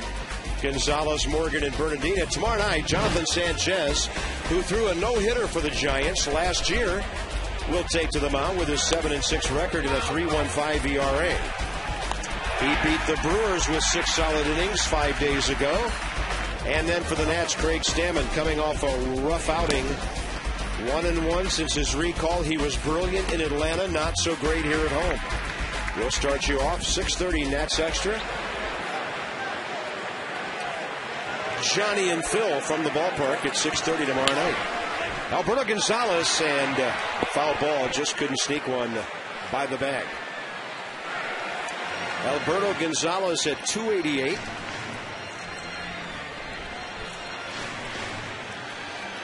Let's see the Kung Fu Panda playing some 3B. Oof.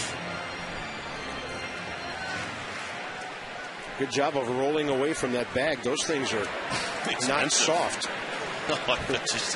You don't break the bag. Yeah. You aren't breaking those bags.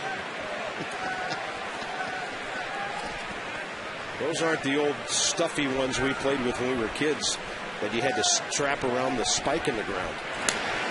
Oh, you'd slide into it and it'd slide out into the outfield.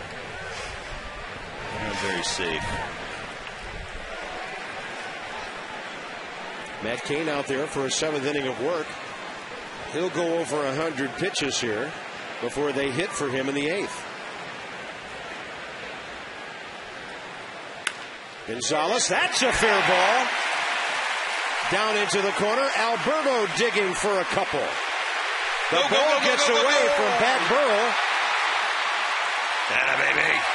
Probably a double and an error, and the Nats have a runner at third and nobody out. Muy bueno.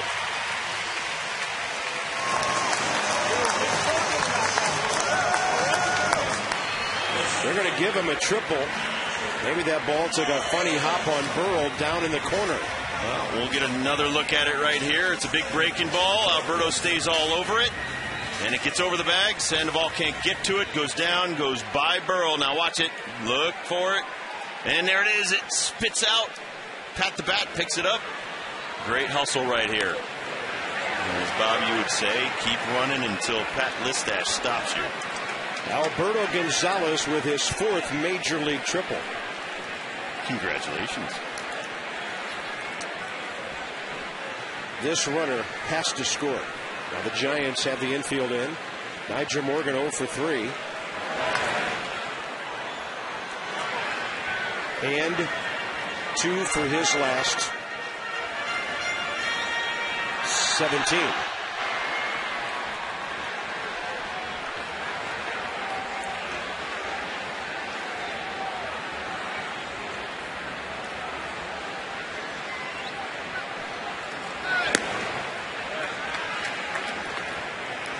Cain, 32 pitches the first 3 innings, and now he's up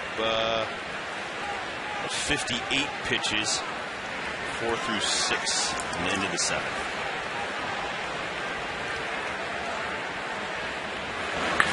Morgan with a base hit. 5-1 Nationals. That's getting the ball in play. And Nyjer with his 14th RBI of the year.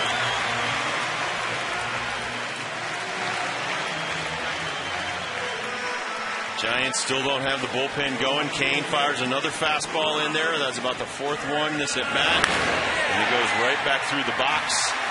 Nice job by Nyjer. Just let Matt Cain supply the 95-mile-an-hour heat and quick to the ball, right back up the middle. Nobody out. Morgan could be running.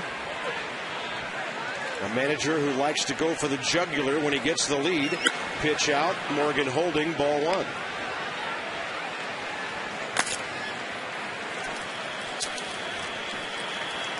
Nationals' next stolen base will be their 60th of the year. They're 3rd in the league behind the Mets and the Padres.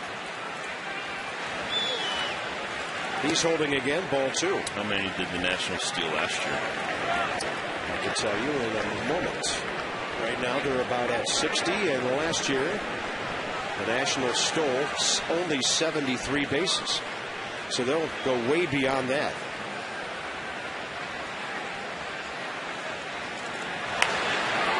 And Bernardino with a towering fly ball to Pat Burrell. Roger 1 for 4. Zimmerman and Dunn the next 2 hitters. If you're traveling, take the Nats with you. You can subscribe to MLB.tv and see every Nationals game live or on demand on your computer. Visit Nationals.com to order and get all the details. MLB.tv, baseball everywhere. Rob Dibble will find you, ladies and gentlemen, wherever you are. I'm coming for you.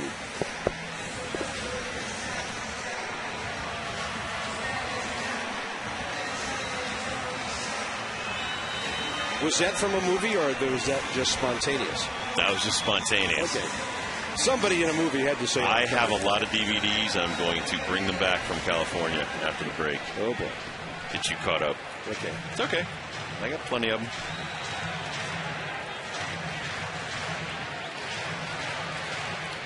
One on, one out. Now Morgan might be more apt to run.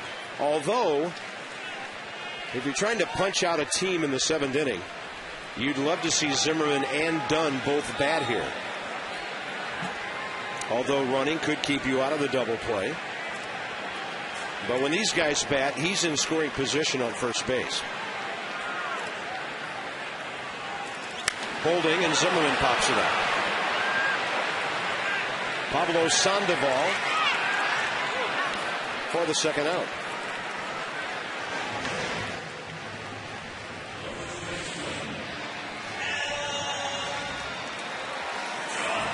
Adam Dunn driving that Ford thing again. Here's our drive of the game.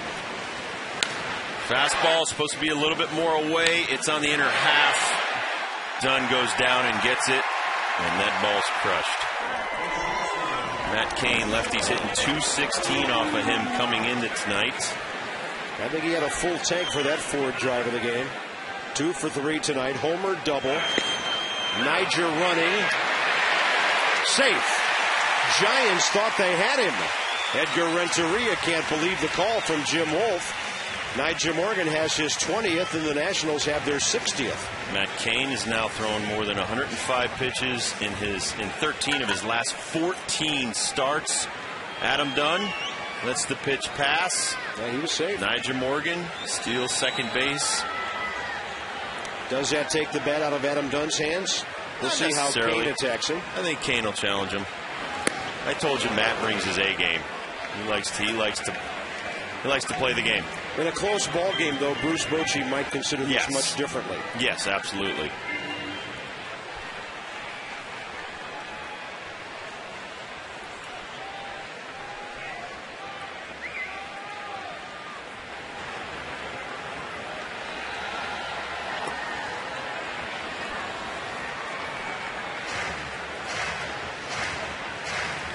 Adam Dunn having an all-star caliber season.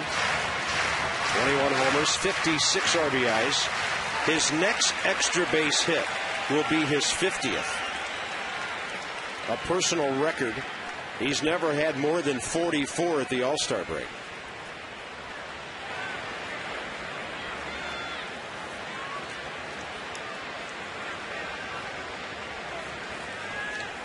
Let me correct that. Never had more than 42.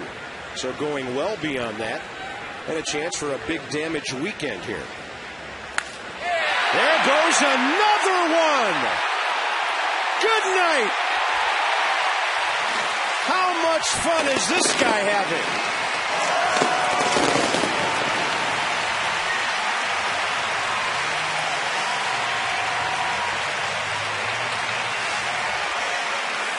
Is this what you call carrying a ball club?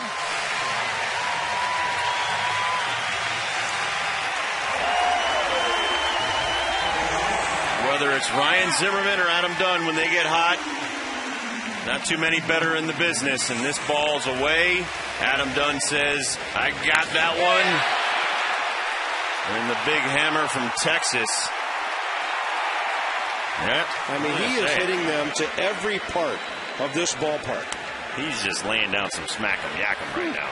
It's just not even funny. Guzman's ball over by the barrier. Boy, he destroyed that. And how about the one against the Mets last weekend that didn't quite count? Well, and this should have been a 3-home run game had he not hit that one double off the left field wall so hard. 10 more total bases for Adam Dunn tonight.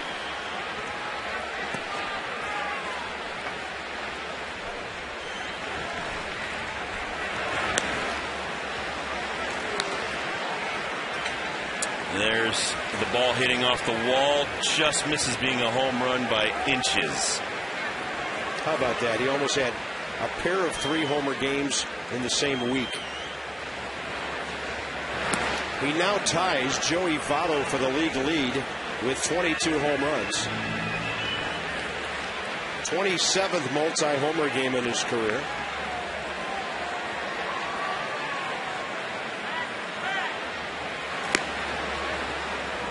And better yet, still getting some runs for Steven Strasburg's start tonight. I like Stras's chance of getting the W now. Ooh. 7-1 in the 7th. I wish you hadn't said that. We'll be all right.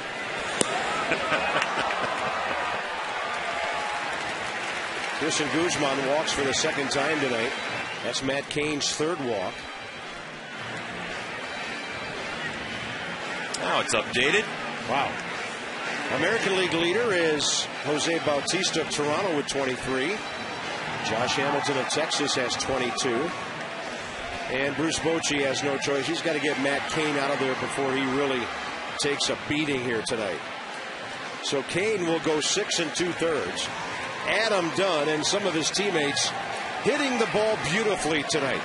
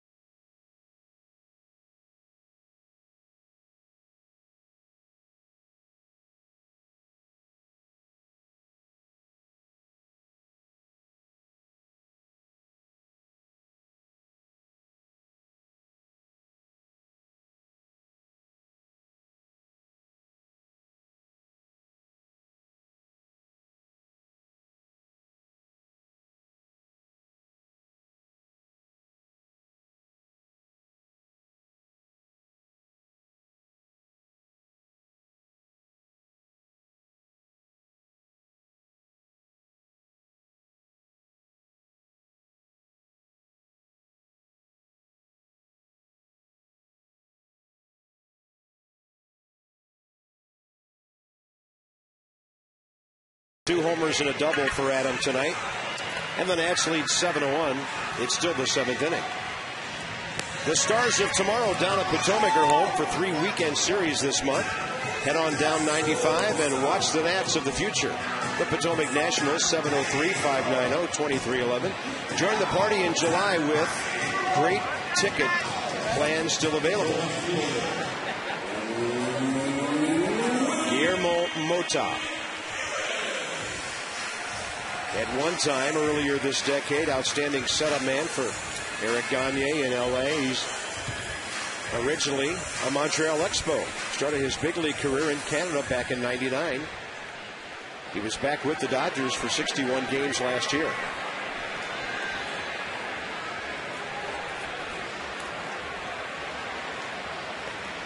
Two outs. Guzman at first.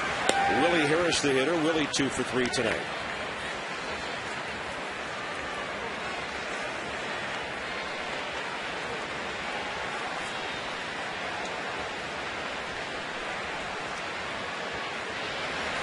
Melky Cabrera has hit his 3rd homer of the year in the top of the 7th at New York, and the Braves still on top of the Mets now, 3-2. Drew Storen,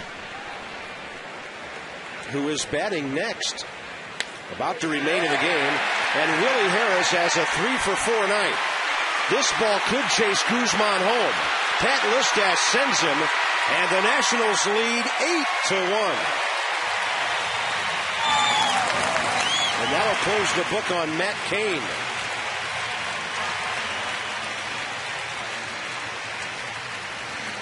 Willie Harris getting the night we've all been waiting for, Rob, for about 2 months. This is why Jim Riggleman tried to get him in the ball game. Got him in last night as a pinch hitter, gets him in tonight as a starter. 3-for-4. And like Bob said, this double will bring Christian Guzman all the way around from first.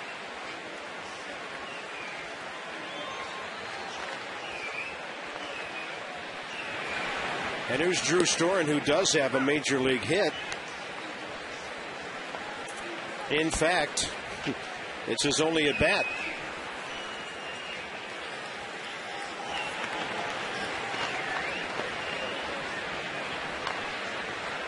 Pitchers usually are not around long enough to bat after they come in on a double switch. But the Nats offense has recycled the order here, and he's the 8th man to bat in this inning. Nice looking hack.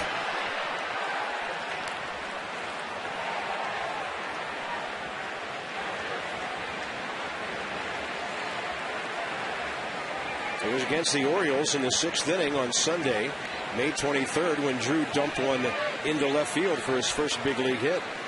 And then we all had to watch the video of it on the plane about 10 times going to San Francisco. He was pretty proud of that. Had him reaching, and the inning's over. The Nats with a big inning. 4 more runs, and after 7, Adam Dunn sets the tone for the whole offense. RBI by Willie Harris to follow. Morgan also had one. 8-1 Washington.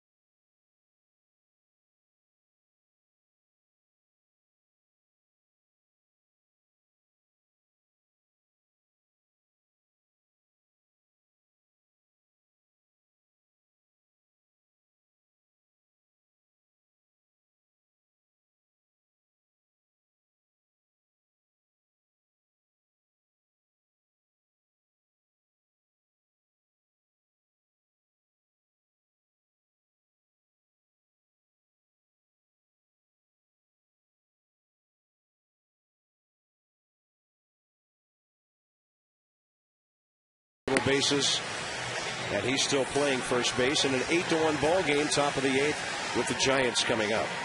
Nats Extra, presented by Verizon Fios after the game.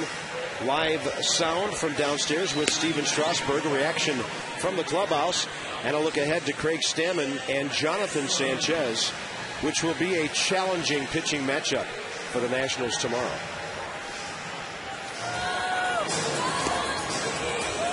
More and more red and blue around town as the Nats continue to grab their foothold here in our nation's capital. Ian Desmond for Christian Guzman takes over at short here in the 8th inning.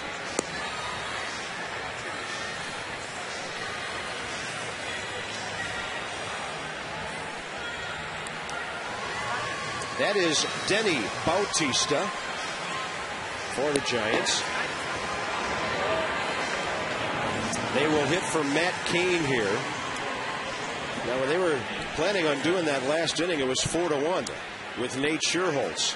But now it's 8-1.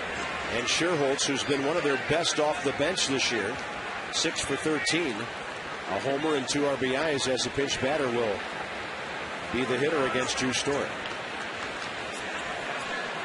Pardon me. Scherholtz for Moda.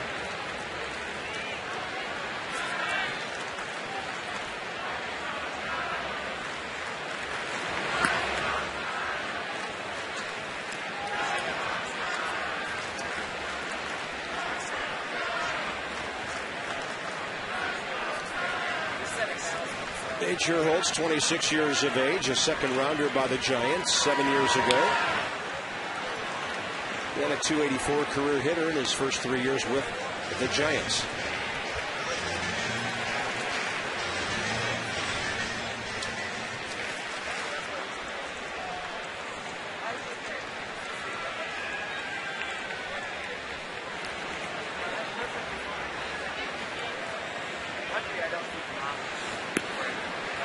That's a good slider, backdoor variety to the left-handed batter. Aaron Rowand on deck for the Giants. And then Freddie Sanchez here in the 8th.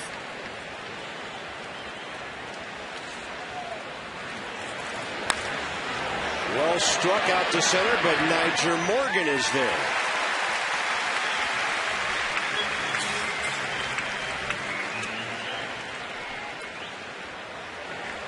Everything, Rob, looking pretty good except that interleague record.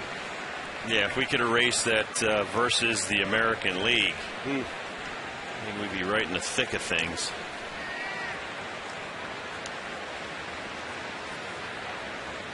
Maybe that'll change someday. But well, and the part that really hurt was going 1-8 in Cleveland, Detroit, and Baltimore. Yeah, we had a good shot, especially against those sub-500 teams. Second half, you can turn things around and win a heck of a lot more games if you can get some of these pitchers healthy.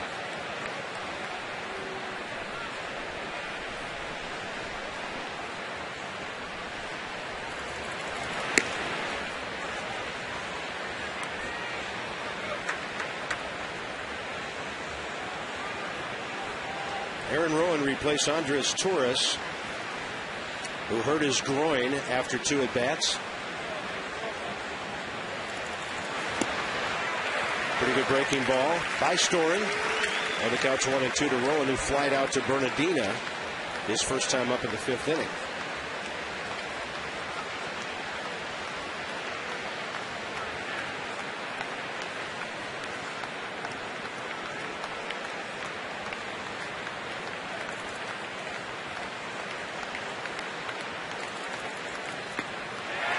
Big breaking ball for the strikeout.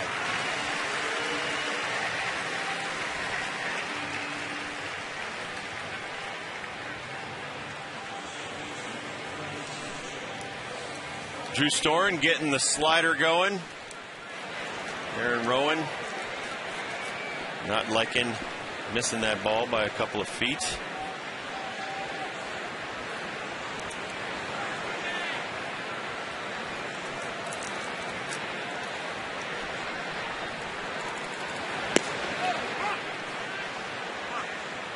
No swing, says Marvin Hudson. Freddie Sanchez over 2, couple of balls in the air to left, and a walk.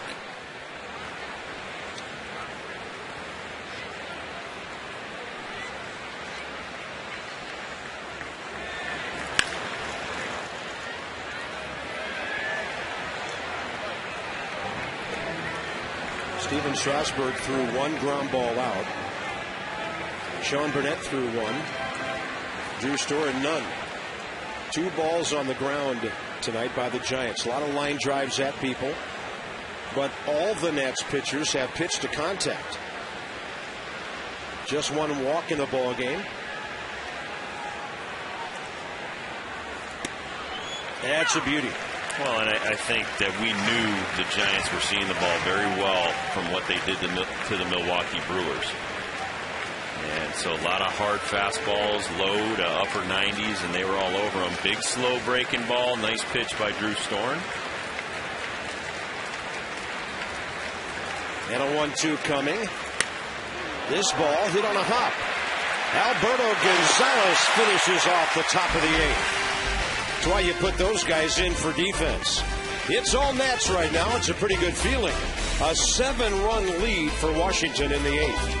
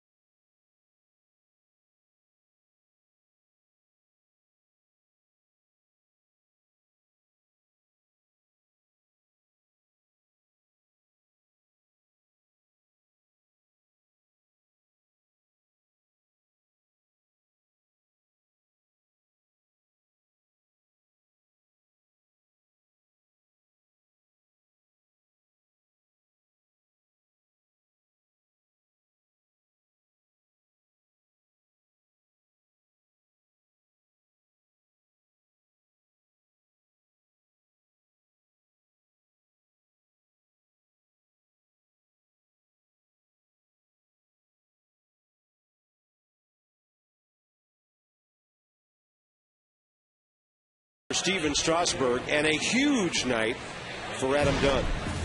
Nearly a 3-homer game again.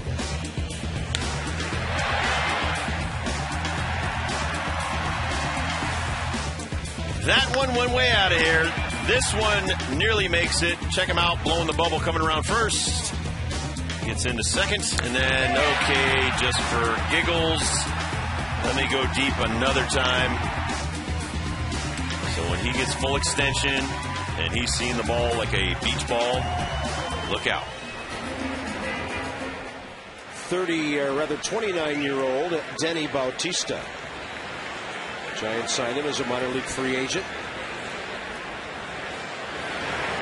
Big league time with Baltimore, Kansas City, Colorado, Detroit, and the last 2 years with the Pirates.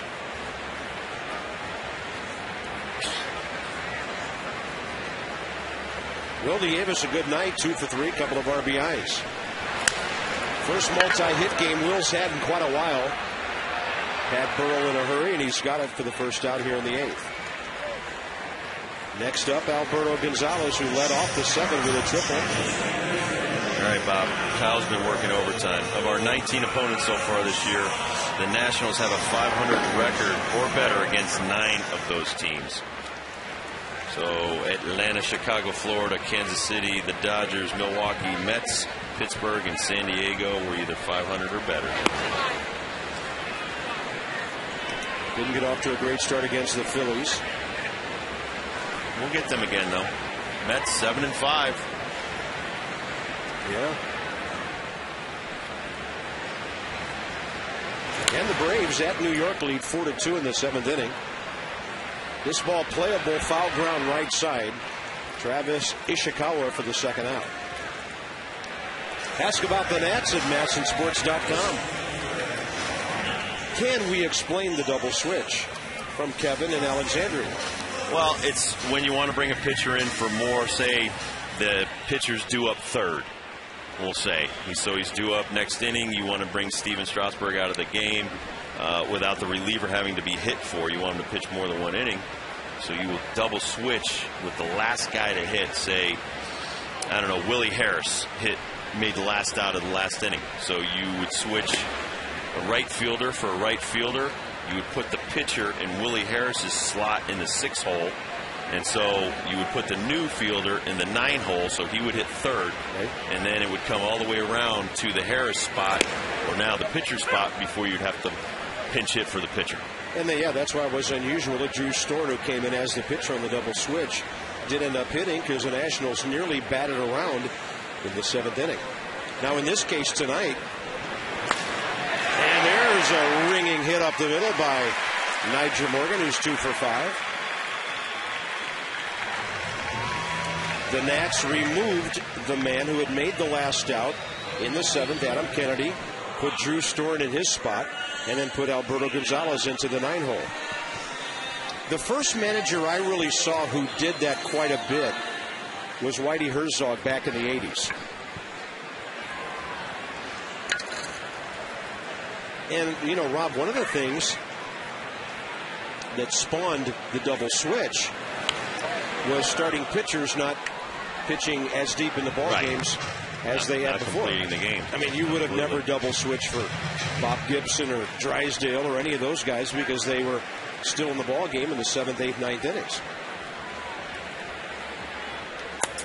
But now when starters are out earlier, managers can do all sort of creative things. Here's Roger Bernardino, 1 for 4.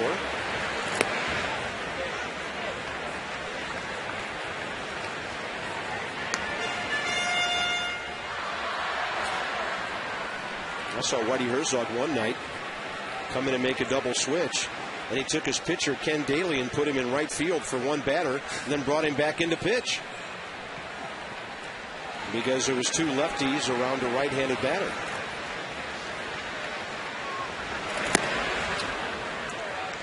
Well, one time Lou Piniella misspoke. He might have, I don't know, been thinking about something else, and he put Randy Myers in the leadoff position on the double switch.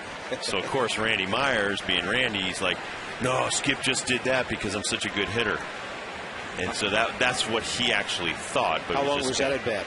Oh, jeez. Lou never heard the end of it from Randy either, though. So of all the guys you messed up on the double switch, that had to be the one. Randy used to mark his batting helmet with BP home run marks. He loved to hit at 5 o'clock. Bernardina made an offer at him. No swing, says Darryl Cousins. Posey tries to pick off Nigel Morgan, except Ishikawa was 10 feet behind first base.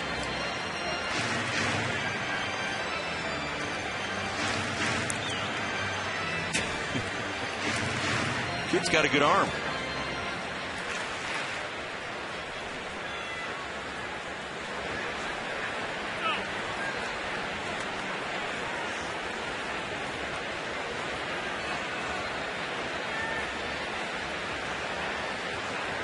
Niger with the runner, rather the first baseman behind him. We're going to get a huge jump here on a 3-2 pitch, and Bernardina gets called out.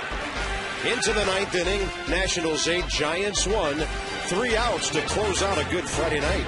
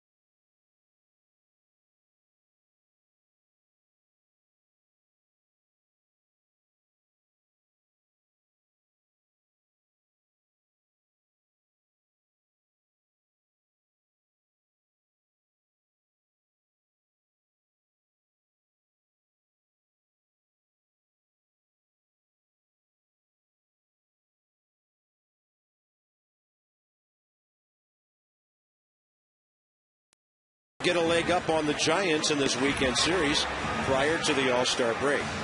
Joel Peralta will come on and try to get those final 3 outs.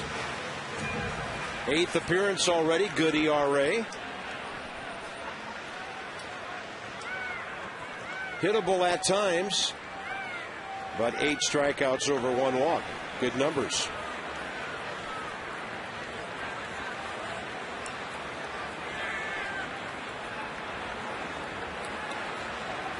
And for the Giants in the 9th, Aubrey Huff will lead off.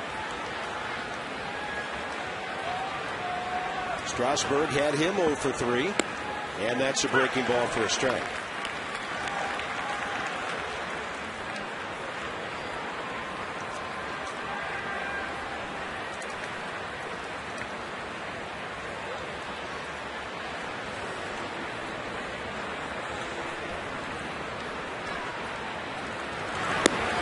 Nationals a chance to gain ground on a couple of ball clubs in the division tonight. The Phillies batting in the bottom of the 9th, trailing Cincinnati 7-2.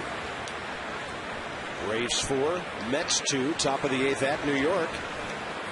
And the Marlins, a couple of guys aboard, 1 out, top of the 1st, just underway at Arizona. Aubrey Huff was reaching. Gonzalez waits for it and throws him out.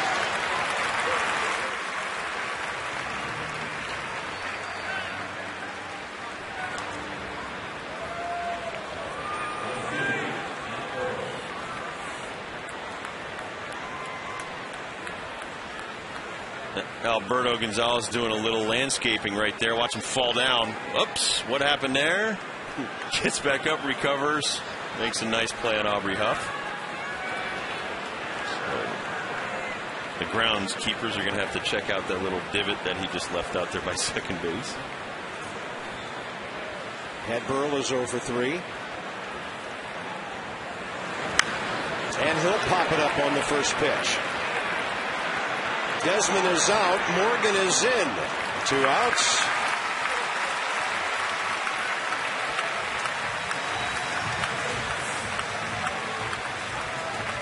Well, all the pistons in the Riggleman machine are firing perfectly right now. Pretty easy to manage and very pleasant when you have support like Steven Strasburg got from the offense tonight. Well, and he deserves a night like tonight. You called this the other night. You said, can we ever just win an 8-1 ball game? I did bring up that number, didn't I? Here you go. You did. Remember what you say, partner. I remember it. No kidding. And Peralta working quickly. Buster Posey 1 for 3 with an infield hit back in the 4th. Giants came in here riding high. We told you about the total domination they pulled off of the Milwaukee Brewers. And the Nats have held them to 4 hits tonight.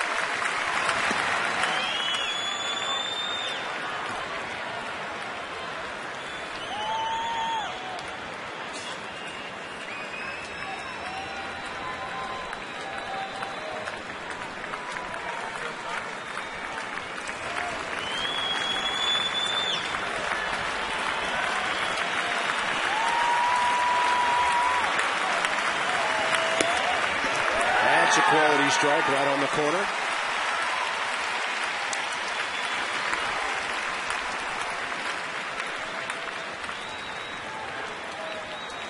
Good crowd, 34,723, and they have been entertained by their Nationals tonight.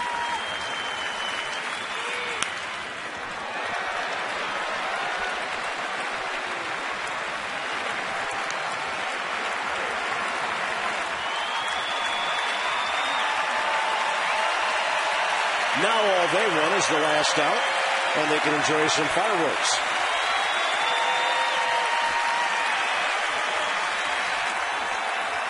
Buster Posey 1 for 3 and a 2-2 count.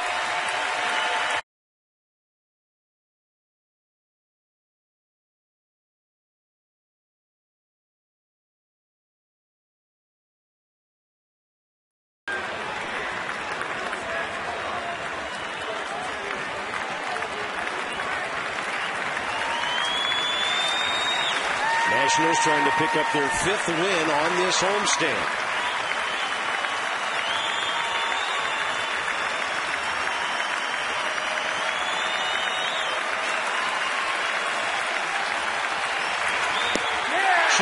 jump, and the game is over.